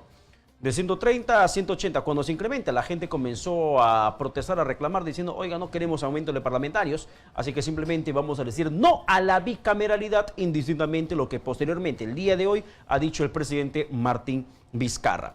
El tema que lo comentamos ante la pausa comercial, el caso de este menor de 7 años, que ha sido quemado en sus manitas por parte de su padrastro. O sea, estamos hablando de un hecho horrendo, por el solo hecho de haber cometido algo que no le pareció, quemarle las manos a un pequeño de 7 años y además, según la información que tenemos, habría hecho también presuntos tocamientos indebidos a la hermanita de este niño, esta pequeña que tiene 9 años. Estamos en la comunicación telefónica con el coronel de la Policía Nacional del Perú, Manuel Roncaya Durán, quien es director de la División de Protección contra la Violencia Familiar. Coronel Roncaya, buenas noches, bienvenido a Exitosa Perú. Muy buenas noches. Coronel, la situación de ese menor, por favor, coméntenos. Nos preocupa esta información que estamos compartiendo y que sucedió en Villa El Salvador. Sí, es bueno que la ciudadanía conozca. Te agradezco la oportunidad. En esta ocasión, bueno, los 5 hermanos, los 5 menores, ya han sido sometidos a reconocimiento médico legal. Específicamente el menor directamente agraviado que tiene quemaduras en ambas manos, ¿no?, producidas por su padrastro. Este hecho se produjo pues el día sábado al promediar las 8 de la noche. Ya se cumplió con las diligencias de ley en coordinación con la Fiscalía de Familia y los menores han sido trasladados a la Unidad de Protección Especial del Ministerio de la Mujer, porque así lo han impuesto a sugerencia también de la policía. Así lo ha impuesto el fiscal de familia. Ya. Son 5 menores, me dice usted, coronel. Los hermanos mayores o los demás hermanos de ese pequeño de 7 años, ¿cuántos años tienen? Bueno, el mayor de todos tiene 13 años, que es un varoncito, y sí una niña de 9 años. ¿Ya? Y el de 7 años es el menor directamente agredido, ¿no? ¿Y los demás, los hermanos de este menor también han sido agredidos? No, por información que los vecinos han referido, pues que constantemente escuchaban quejidos y llantos al interior de la vivienda, debe entenderse que eran objeto de maltrato físico, ¿no? Podría ser la mamá o también el padrastro, ¿no? Ya, eso le quería preguntar, coronel Roncaya. La mamá, Karina Miche Aridama, ¿qué es lo que ha dicho? Ella sentó la denuncia, está colaborando. ¿Cuál es la actitud que tuvo ante las autoridades el día de hoy? Bueno, en este caso lo que hay que reconocer es la actitud, la conducta cívica y humana de la ciudadanía, ¿no? Los denunciantes no son los vecinos, sino la madre, ¿no? La madre de alguna manera ha consentido de que sus hijos sean pues, víctimas de agresión, víctimas de violencia física, y por qué no decir de violencia psicológica. De alguna manera con su silencio se ha visto envuelta como cómplice de todo este tema de agresión, y no ha denunciado oportunamente en ningún momento estos hechos. Pero estamos hablando, o sea, de que la mamá estaría aparentemente encubriendo al agresor, o es que estaría amenazada por este sujeto que maltrató horrendamente a estos niños. Podríamos pensar de que también había una amenaza de parte del agresor. Sin embargo, en esta oportunidad las lesiones eran evidentes, ¿no? Son las quemaduras en ambas manos y ella ha guardado silencio. ¿Ya? Sin embargo, al interrogatorio preliminar que se le hace a la madre, de alguna manera se entre comillas disculpa pues la conducta, la actitud agresiva de parte del padrastro de estos niños. Pedro Amasifuen Yaicate es el nombre de ese sujeto, de este miserable, que además tiene la información que también ha realizado tocamientos indebidos a una niña de 9 años, hermanita del niño que le quemaron las manitos. La segunda de los hermanos, efectivamente es una niña de 9 años. Eso es lo que refieren los vecinos, ¿no? Y ese es parte del proceso investigatorio. La pequeña, continuamos en la diligencia. ¿La pequeña ya ha sido evaluada por el médico legista? Los 5 hermanos han sido evaluados por el médico legista. Ya. Bueno, al menos los otros 4 no presentan lesiones aparentes, ¿no? Ya, y en el caso... Coronel Roncaya. El menor sí agredido. Sí, eso está la confirmación, además de la prueba más efectiva que está en el tema de las manitos quemadas, que estamos mostrando con sumo cuidado en la pantalla. Sin embargo, el tema del tocamiento de la niña de 9 años, ¿se corroboró mediante examen del médico legista? Al examen del médico legista no ha arrojado algún resultado positivo. Sin embargo, hay otros procedimientos que deben aplicarse para con esta niña, ¿no? Tenemos pues el procedimiento de la Cámara GESI, que yo lo aplique el Ministerio Público, donde hay un interrogatorio de repente un poco más reservado y que permite brindar un espacio de confianza a la niña y que podría revelar algunos pasajes si así se hubieran producido. ¿Dónde se encuentra en estos momentos Pedro Amasifuen Yaicate, este sujeto que cometió esta agresión brutal contra este pequeño de 7 años al quemarle las manos? ¿Dónde se encuentra? Bueno, es preciso y debe entenderse de que el espacio de la flagrancia ya no se encuentra pues este acto ni vigente. Han pasado más de las 24 horas. Este hecho se ha producido el día sábado, en la noche. Lo que queda como parte del procedimiento que debe aplicar la Policía Nacional es cumplir con notificarlo. Diligencia que se lleva a cabo en coordinación con el representante del Ministerio Público, en este caso, al fiscal de familia. Ya, pero él está, coronel, él está ubicado, ¿él está ubicado o es que está fugado? No, fue ubicado en su centro de trabajo, él es vigilante privado. ¿Ya? Ha cumplido con recibir la notificación.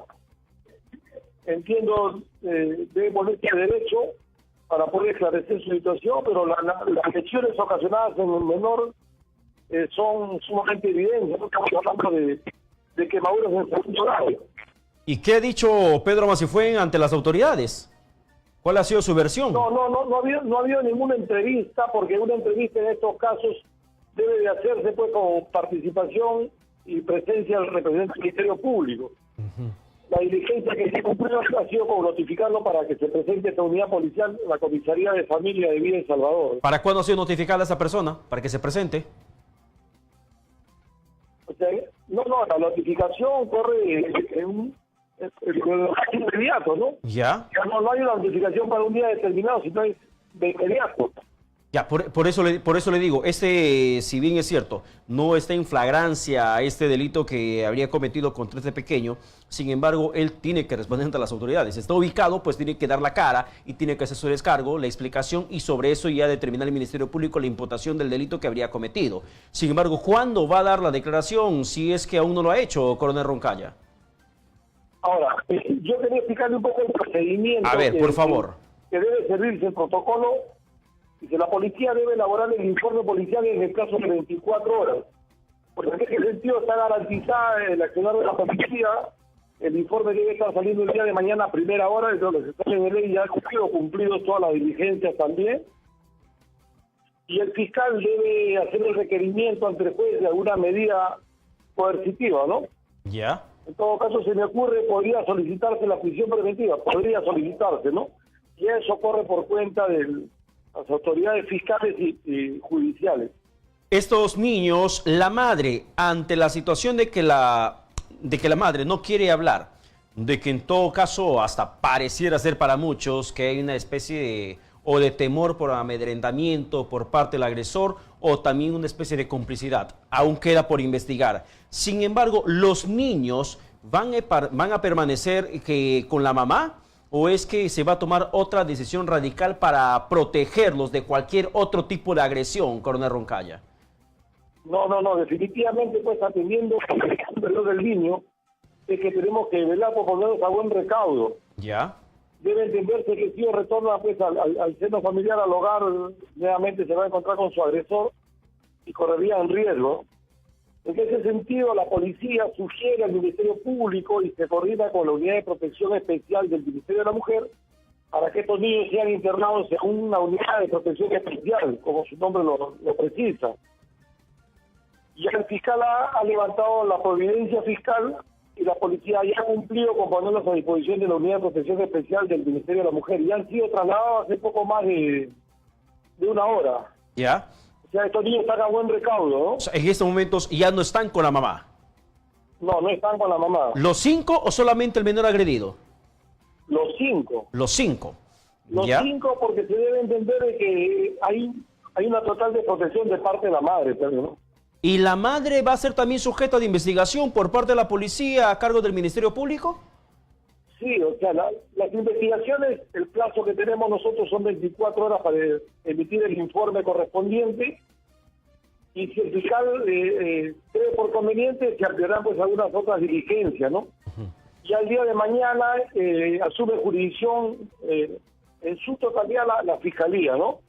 Bien. Sin embargo, la policía ha solicitado al Centro de Emergencia Mujer, que tiene una profesional psicóloga, y cuya sede la tenemos acá instalada en la propia comisaría, ¿ya?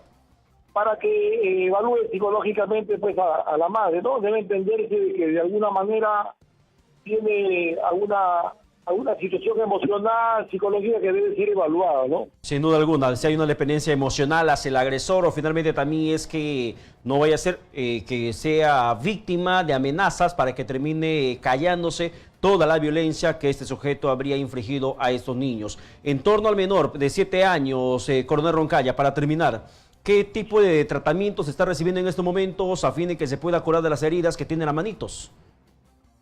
Bueno, el niño ha sido atendido inmediatamente y trasladado acá a la posta médica, que está muy cerca de la comisaría, ha sido atendido para que pueda hacer pues su herida sea curada y ha sido protegida para evitar cualquier tipo de infección. Son los primeros auxilios que se deben brindar en el marco de un protocolo que la policía pone en ejecución en estos casos. ¿Ya? Y ya la Unidad de Protección Especial también tiene un equipo de personal médico que entiendo yo va a velar por el bienestar de este niño y atenderlo en la medida que se requiera. Ya, una pregunta más que le quiero hacer que se me viene a la mente, coronel Roncaya. Si bien es cierto la denuncia ha sido puesta por los vecinos, sin embargo los menores, los 5 menores, o sobre todo este niño de 7 años a quien le quemaron las manitos, revelaron más formas, más agresiones de la cual él, juntamente con sus hermanitos, hayan sido víctimas. De alguna manera sí, pero como que no lo valoran, o sea, no le dan la magnitud de repente que podría dársele, ¿no? ¿Qué tipo de agresión también habían sufrido? podríamos, bueno, maltrato físico, de repente maltrato verbal, ¿no? Ya. De parte del padre, que se convierte en un maltrato psicológico, definitivamente, ¿no? Bueno, estamos hablando del padrastro en este caso, pero ¿el padre dónde está? El padrastro, así es. ¿El padre dónde está? Dijo la señora Karina, la mamá de los niños, o los niños dijeron dónde está el padre biológico. Lo que informa la madre es que el padre biológico, bueno, como que ha perdido contacto con ellos y hace ya mucho tiempo que no lo ve, hijos. Qué terrible. Coronel Manuel Roncaya, muchísimas gracias por la comunicación alcanzada para Exitosa Perú. Le agradezco por el enlace y en este caso reiterar a la ciudadanía que no solamente las víctimas de violencia, llámese mujeres o integrantes de un grupo familiar, pueden ser los únicos denunciantes. En este caso, la ciudadanía ha dado muestras de civismo y de cumplir con la norma. Cualquier persona que conozca un caso de violencia contra la mujer o integrante de un grupo familiar puede acercarse a la comisaría a denunciar. Bueno, y esa es una importante recomendación. De igual forma, lo precisa la ley, de que los profesores o directores de colegios que conozcan de hechos de violencia en agravio de sus alumnos están en la obligación de denunciar estos casos. Igual los profesionales médicos que atienden en los centros de salud. Bien. Así que en ese sentido pienso que estamos avanzando. Claro, es importante que la sociedad en su conjunto tome conciencia sobre los niveles de violencia que estamos padeciendo y que situaciones como la de este pequeño nos termina partiendo terriblemente el alma. Muchísimas gracias, Coronel Manuel Roncaya, por la comunicación, alcanzando una vez más para Exitosa Perú. Son las 9 de la noche con 26 minutos y eso es una llamada de atención total al Ministerio de la Mujer, que en cierto modo queda mucho por hacer en el tema de prevención de violencia, porque mientras se haga campaña y no se la termine previniendo adecuadamente, de manera oportuna, por ejemplo, ingresando a las escuelas, es la forma más práctica de saber qué niño puede ser sujeto de ese tipo de agresión. Ingresando a las escuelas con personal de psicología, con especialistas, y que los maestros, las maestras, también puedan conversar mucho más con los menores. Si usted es profesor, es profesora, le preocupa el bienestar de su estudiante y sobre todo si es padre o madre de familia, entonces piense que esos pequeños son sus hijos. Converse con ellos, hable con ellos. Si ve un niño retraído, dialogue con ellos para que de esa forma pueda identificar algún factor de violencia que pueda estar viviendo dentro de casa, que sin duda alguna nos va a ayudar muchísimo porque se va a evitar situaciones como la que padeció este pequeño de 7 años. 9 de la noche con 27 minutos. Vamos con un informe de Rosario Victorio. Ya terminó la contienda electoral. La norma dice que se tiene hasta 60 días por parte de los partidos políticos y movimientos políticos a que retiren la publicidad electoral. Sin embargo, tienen que hacerlo ya. Así como han colocado sus carteles, ahora lo tienen que retirar. Pero ¿cómo están las calles de Lima? Rosario Victorio nos tiene la presente información. Terminó la campaña municipal y ahora lo que toca es limpiar las calles. Paneles, afiches, carteles y toda la parafernalia electoral aún invaden los distritos de Lima. Exitosa recorrió la avenida Tupac Amaru en Lima Norte y pudo comprobar que las calles siguen inundadas con la propaganda electoral. Y atravesando el centro de Lima por la avenida Brasil, los carteles aún siguen causando contaminación visual. Ahí vemos del PPC, de Solidaridad Nacional, de Podemos Perú, de Daniel Urresti. Hay varios carteles publicitarios. Allá incluso también está el del APRA. Vemos también del APRA. Según la disposición del Jurado Nacional de Elecciones, toda esta parafernalia electoral debe ser retirado en un máximo de 60 días. Y si bien es un trabajo que deben realizar los municipios, no está de más que los propios candidatos se encarguen de retirar sus afiches. Ahí está la nota. Bueno, los candidatos políticos hay que llamarles también, pues, a que emplazarlos, así como han hecho toda esta jornada electoral, han contaminado el paisaje de la ciudad y en todo el país. Si eso está pasando en Lima, imagínense lo que está pasando dentro del Perú. Así como han sacado sus carteles, han pegado sus afiches, han puesto sus pancartas en todos los extremos, en cada lugar que podrían hacerlo. Ahora, señores, que acabó la campaña, vayan con ese mismo ímpetu, esa misma vehemencia, a retirar sus carteles, a retirar sus pancartas, a retirar sus afiches, porque sin duda alguna, eso es una muestra de civismo que tienen que comenzar a darlo si en verdad querían trabajar por su ciudad. 9 de la noche con 29 minutos, antes de ir a la pausa comercial, hay una información que nos comparte en este momento desde producción, que data básicamente sobre un Twitter del Ministerio de la Mujer y Poblaciones Vulnerables, que lo ponemos en pantalla en estos momentos, en la cual se señala sobre el caso de estos menores, estos pequeños, que precisamente acabamos de conversar con el coronel Manuel Roncallo de la Policía Nacional del Perú, de la División, director de la División de Protección contra la Violencia Familiar. Estos 5 hermanos, 5 pequeños que en Villa El Salvador habrían sido agredidos, uno de ellos quemados de las manitos, en la que señala, por ejemplo, el equipo del Ministerio de la Mujer, Poblaciones Vulnerables, atiende casos de 5 hermanos menores de edad en situación de desprotección, uno de ellos víctima de quemaduras por parte de un familiar. Se está coordinando, según lo que señala, la atención con la policía y el juzgado de familia para garantizar cumplimiento de sus derechos. Esta información ya nos adelantó efectivamente el coronel Roncalla al señalar que hace una hora por lo menos, alrededor de las 8:30 de la noche, ya llevaron a un lugar de refugio a estos pequeños, mientras que el menor está recibiendo el tratamiento médico adecuado, mientras que la madre va a ser evaluada por un especialista en materia psicológica, ayudada legalmente en caso de que sea víctima de amenazas por parte del agresor identificado como Pedro Amasifuen Yaicate, según la información policial que tenemos en estos momentos. Pausa y regresamos con más aquí en Exitosa Perú.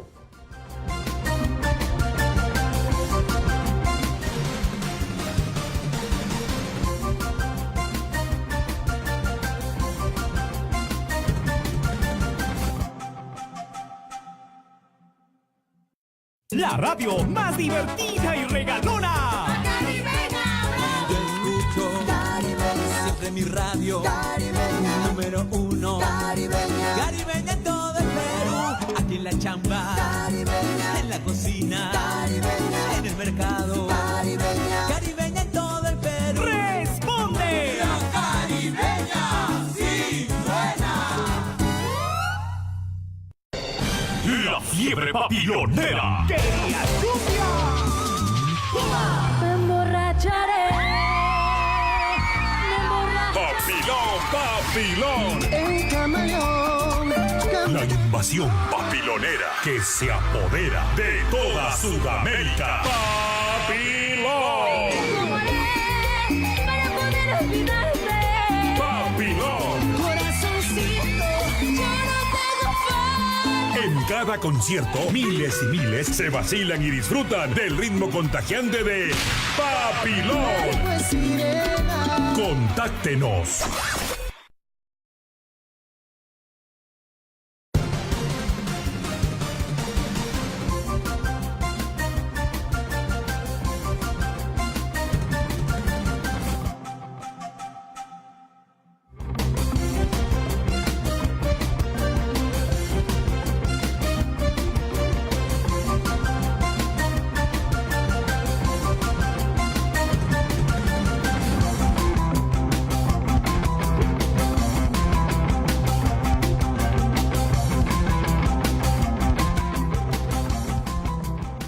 De la noche con 33 minutos.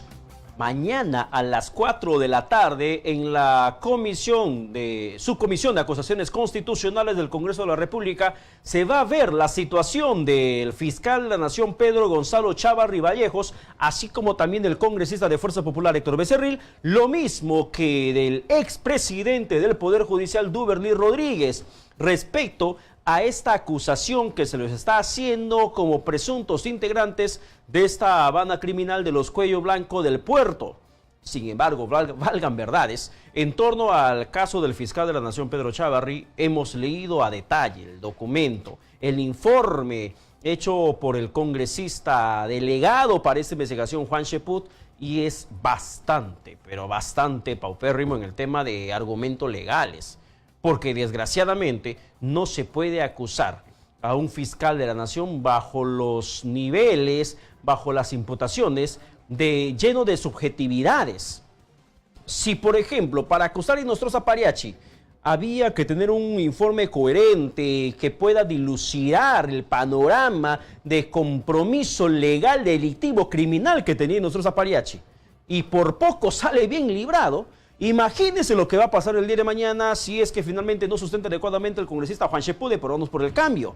porque está lleno, pero así lleno de subjetividades. No hay una situación, una acusación, una prueba, una carga procesal, por decirlo de esa forma, dentro de este informe del congresista Juan Cheput.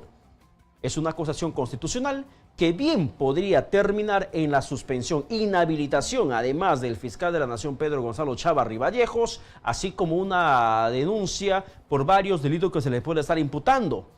Sobre ese tema vamos a tener más tiempo para determinar finalmente qué es lo que dicen las partes involucradas. Sin embargo, insisto, el informe del congresista Juan Cheput es bastante pobre en materia de acusaciones o de argumentos que se sostiene contra el fiscal de la Nación, Pedro Chávarri, y la oportunidad de hacer una investigación maestra en torno a este caso, sin duda alguna se ha visto perdida de manera olímpica y de manera desastrosa.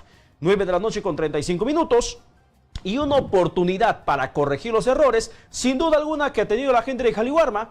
No nos olvidemos del tema de intoxicación masiva, que muchas veces en todo el país se ha registrado a lo largo de todo ese tiempo que Jaliwarma viene siendo o viene funcionando en este programa de alimentación escolar, así como también de zonas alejadas del país donde en cierto modo no llegaban a tiempo los alimentos. Y eso ha generado bastante críticas a este programa que consideramos bastante importante. Pero qué bueno que se haya marcado una nueva hoja de ruta. ¿Qué es lo que exactamente se va a hacer? ¿Cómo se va a trabajar según los lineamientos que se ha establecido en este proceso de reorganización administrativa de Jaliwarma? Estamos aquí en los estudios precisamente con la directora ejecutiva de este programa de alimentación escolar, la señora Sandra Cárdenas Rodríguez. Señora Cárdenas, buenas noches, bienvenida a Exitosa Perú. Buenas noches, muchas gracias por la invitación. Cuéntame, por favor, esta hoja de ruta, ¿cómo lo van a hacer? ¿Cómo se va a perfeccionar este programa de alimentación escolar a favor de millones de escolares en todo el país? Sí, efectivamente, Jaliwarma es un programa que brinda el servicio diario a 3.800.000 estudiantes del nivel inicial, primaria y secundaria a nivel nacional. Este proceso de reorganización administrativa lo que ha permitido es justamente hacer un balance, una evaluación. Recordemos que el programa tiene 7 años que ya se viene implementando. Entonces, efectivamente, aquí lo que se ha definido en esta hoja de ruta es un nuevo redimensionamiento del programa.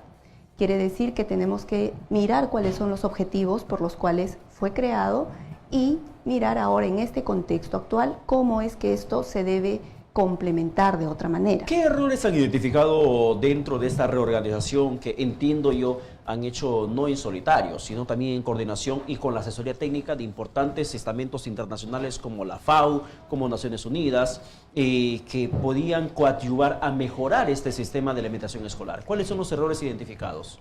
Vamos a hablar no de errores, vamos a hablar de posibilidades y situaciones de mejora.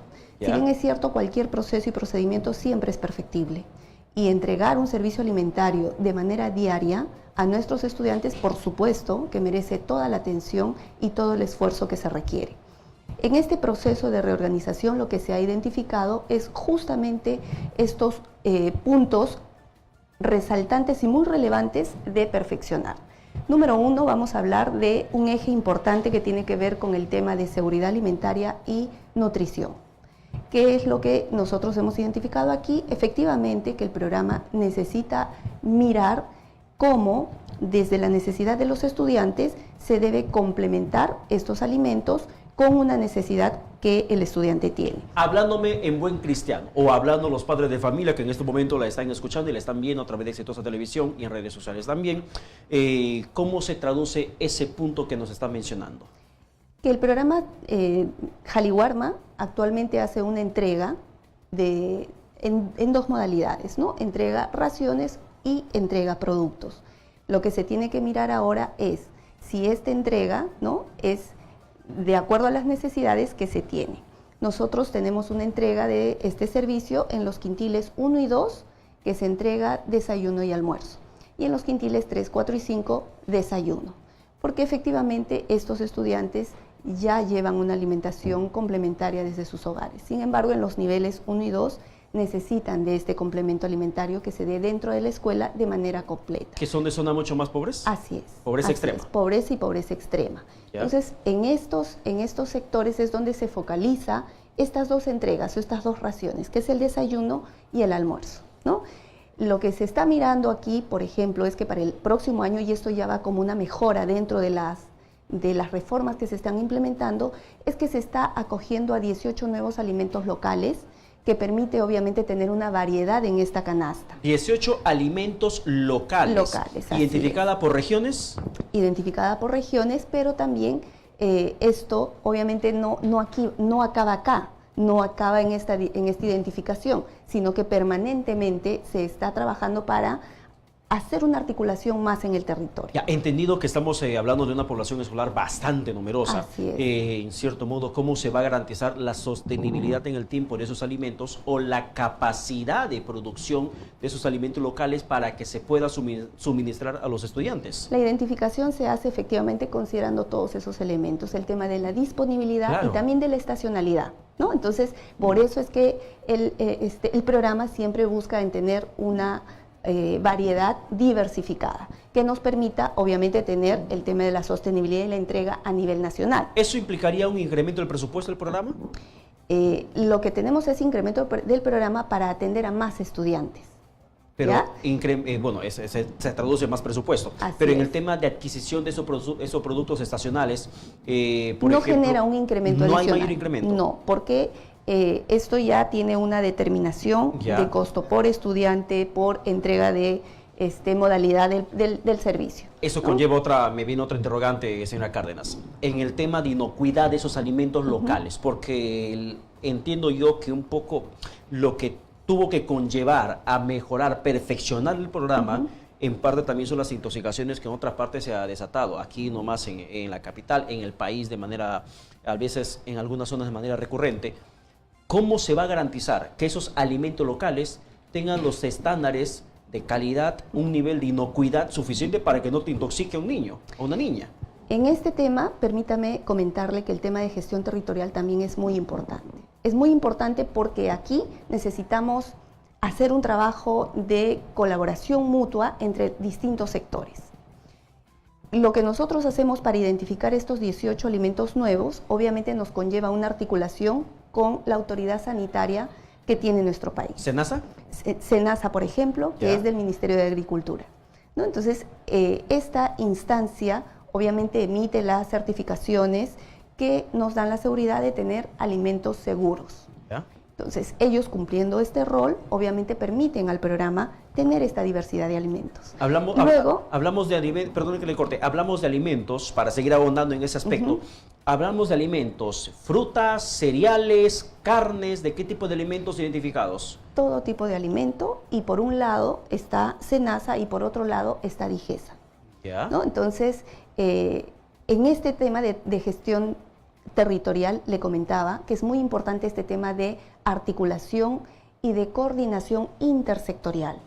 Cada uno, con las funciones y competencias que le corresponden, vamos asegurando esta calidad de inocuidad que deben tener los alimentos que el programa ofrece. Sin embargo, en el tema de inocuidad es importante también no solo mirar el proceso del mismo alimento, sino, me refiero a la fabricación y a la producción del alimento, sino también de la entrega del servicio. Ese aspecto le quería preguntar. Y allí, obviamente, que toma mayor importancia el tema que tenemos que tener de un trabajo muy articulado con los padres de familia, con los docentes, con los directores de las instituciones educativas. El suministro de los alimentos es otra pregunta que le tengo que hacer. Básicamente va a ser bajo la misma modalidad que ahora se está dando. Por ejemplo, en las zonas de acceso, donde el proveedor puede llegar, lo lleva preparado. En las zonas alejadas, más alejadas del país, lo llevan en víveres para que lo preparen allí los padres de familia dentro del colegio. ¿El mecanismo va a ser el mismo? El mecanismo no es así exactamente. ¿Ya? El mecanismo es que se entregan los productos para que los padres de familia, a través de los comités de alimentación escolar, preparen en las instalaciones de la institución educativa. ¿Ya? Y para ello, obviamente, la institución educativa tiene que tener condiciones, tiene que tener un espacio para la preparación de alimentos, pero además es algo muy importante el tema de la promoción de hábitos saludables. Y quiere decir que aquí justamente tenemos que tener también esa coordinación y articulación con los padres de familia, que son los responsables de los comités de alimentación escolar, para que implementen también estas prácticas, estas buenas prácticas de higiene al momento de preparar y entregar el alimento. ¿Ese mecanismo es implementado en todo el país? Porque yo conozco de Claro regiones, que de sí. zonas donde lo que hace el proveedor es entregar, por ejemplo, el Tetra Pak de esas leches ya preparadas. Esa es la entrega de las raciones. De las raciones alimenticias, raciones. exactamente. Entonces, y les entrega un pan de aceituna, Así un pan con cereales andinos, un huevo cocido. O sea, ese mecanismo de distribución va a ser similar como el que se está dando en estos momentos. En este momento tenemos dos modalidades, como yo le decía, la entrega de raciones, que es lo que usted me acaba de decir, el bebible, el huevo sancochado y el pan fortificado.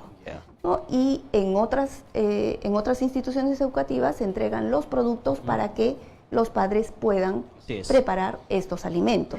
Sin embargo, déjeme decirle que en este momento nosotros tenemos algunos pilotos que estamos explorando otras modalidades de entrega de alimentación. ¿Cuáles serían? Tenemos uno que estamos implementando en este momento en Junín, en el que se ha hecho un trabajo muy articulado con el gobierno local.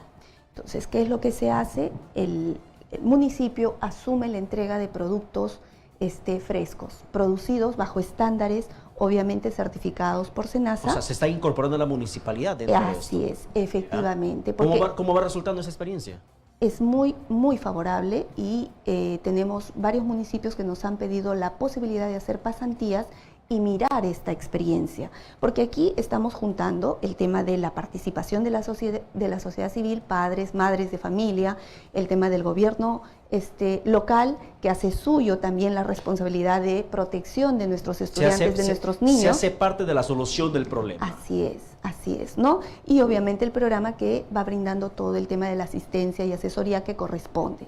Entonces, cuando miramos este tema desde la gestión del territorio, hacemos que esta participación comunitaria vaya tomando cada vez más relevancia y cada uno de los actores empiece a asumir un rol mucho más comprometido en el tema de la responsabilidad del cuidado de nuestros estudiantes, que son niños menores, ¿no? Los resultados positivos de esta nueva forma o esta estrategia que nos menciona, ¿en cuánto tiempo por lo menos vamos a comenzar a verlo? Nosotros a fin de año tenemos que tener el primer resultado de esta propuesta que tenemos implementando en Junín y también otra bastante similar en Ayacucho.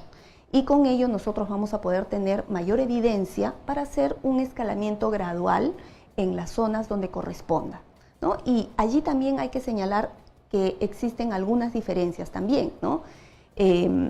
Hay diferencias en las zonas urbanas, en las zonas rurales, en la zona andina, en la zona de costa y en la zona de selva. Claro. Y con todo eso es que queremos tener la evidencia suficiente como para plantear y proponer otros modelos que nos permitan acercarnos cada vez a estas comunidades, respetando todo el tema de pertinencia cultural de la alimentación, obviamente, ¿no? Las poblaciones indígenas, Por los pueblos supuesto, originarios, cómo por trabajar supuesto. con ellos para que se integren dentro de este proceso de alimentación escolar y que valgan verdades, son las zonas más golpeadas por un tema de falta de alimentos. Y son las zonas donde nosotros estamos teniendo el mayor foco para plantear estas otras propuestas y formas de atención, ¿no?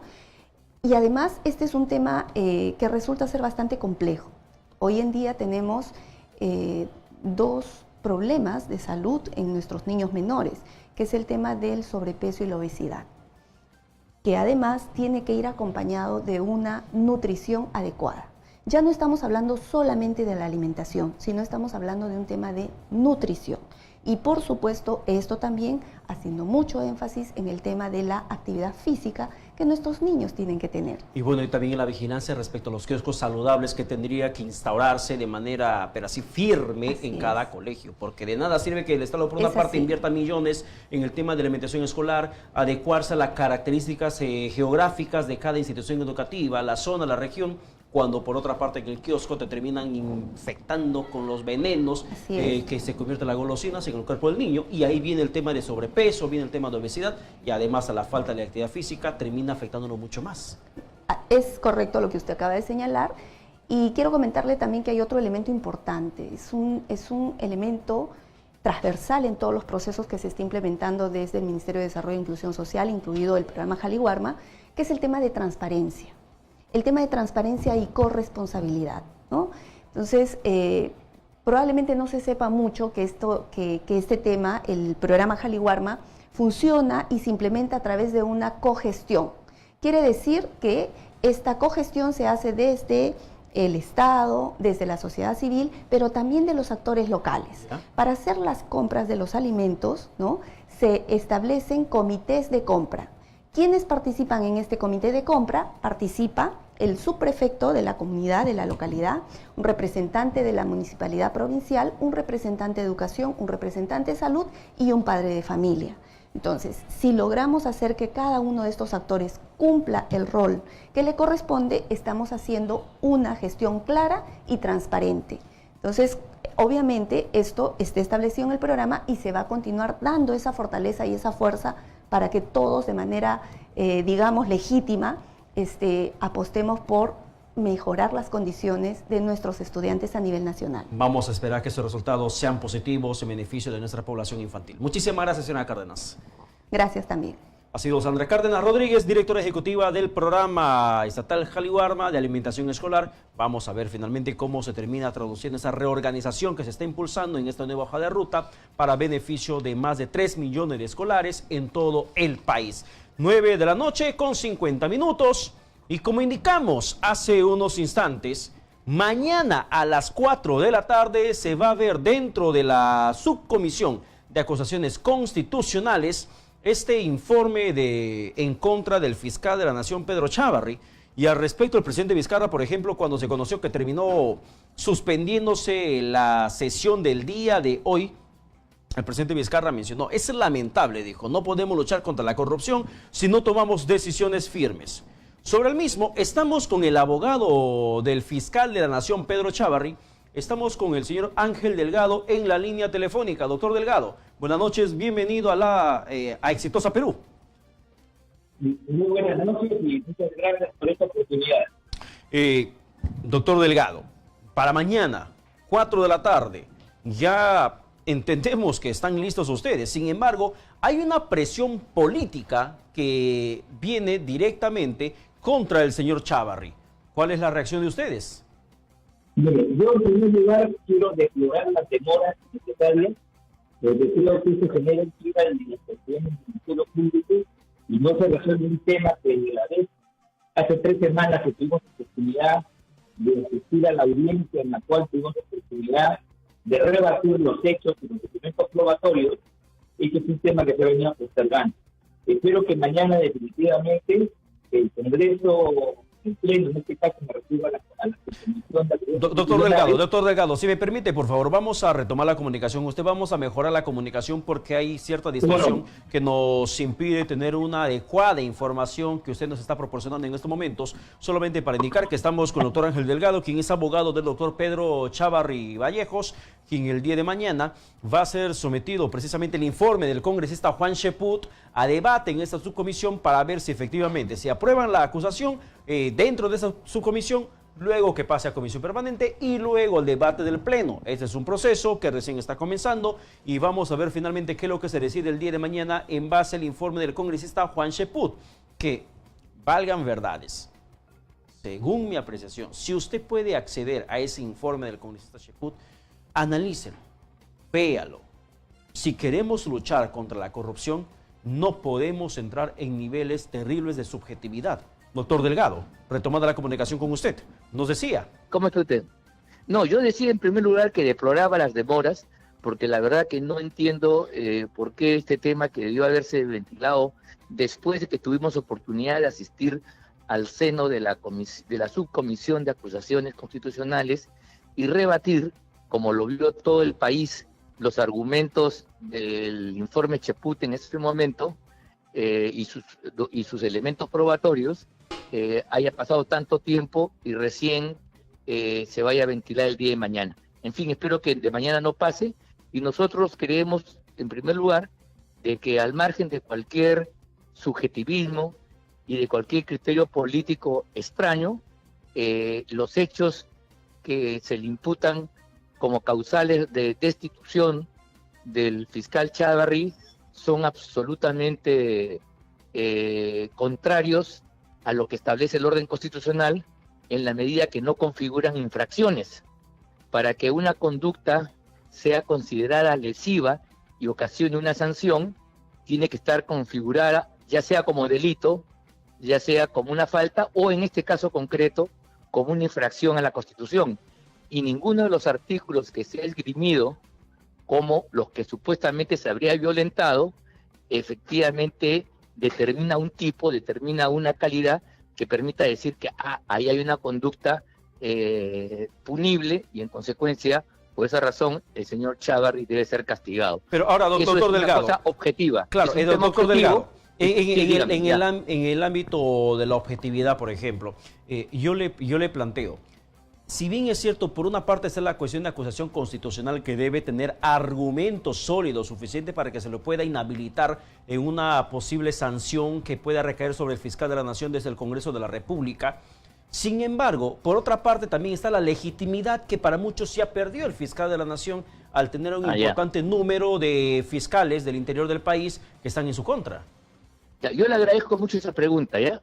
Porque usted habla de legitimidad como opuesto a legalidad. Y yo quiero decir que los jueces y los fiscales son funcionarios que no dependen de la voluntad popular, no dependen de la legitimidad social, como algunos creen, sino de su respeto y sumisión a la Constitución.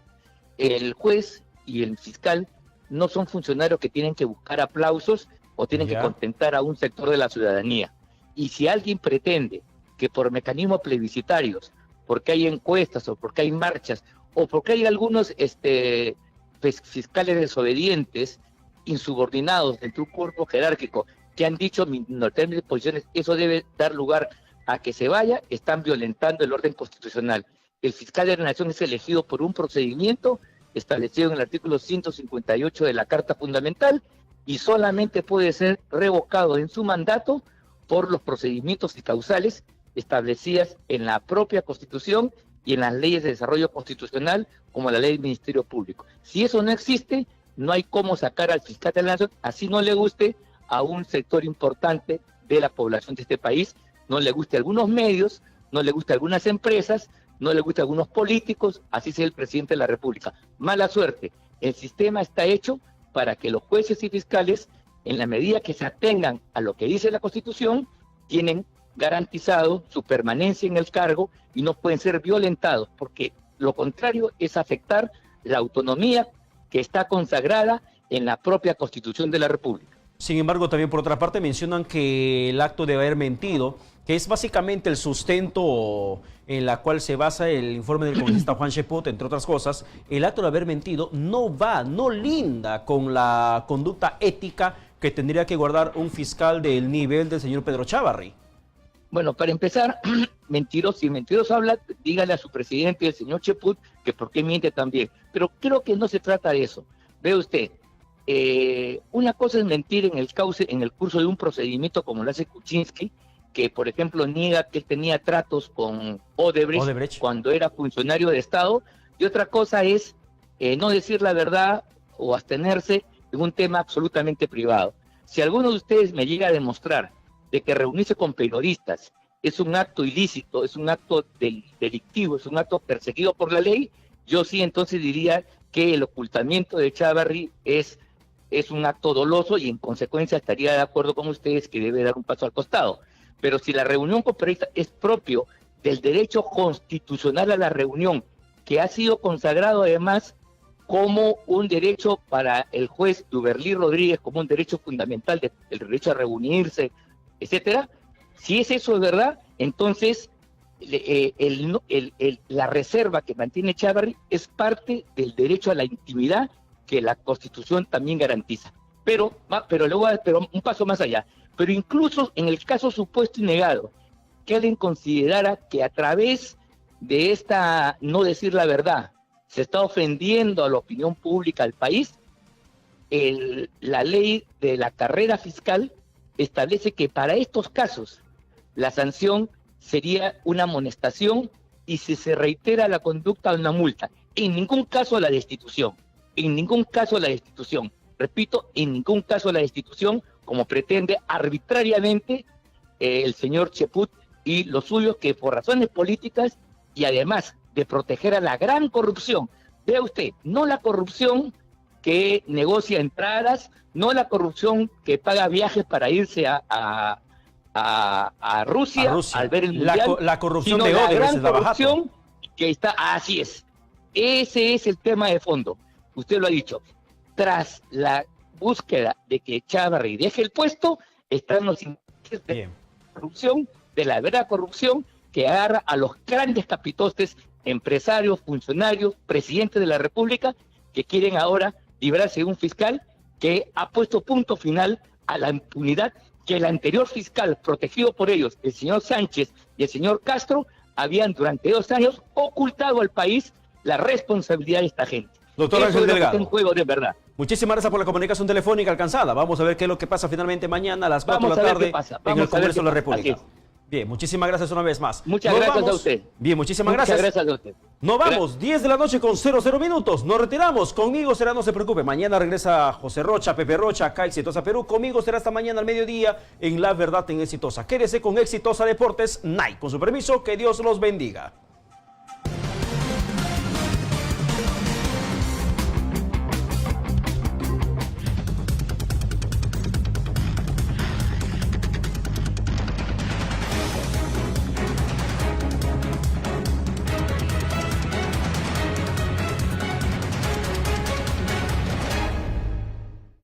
En el mes de octubre se rinde devoción y culto a la sagrada imagen del Cristo morado. Con tu diario Caribeña, colecciona un álbum único en el país del Señor de los Milagros. 32 láminas a todo color en fino papel cuché, con toda la información detallada y fotografías únicas sobre la historia del milagroso Cristo de Pachacamilla. No te pierdas, colecciónalo con tu diario Caribeña. Álbum El Señor.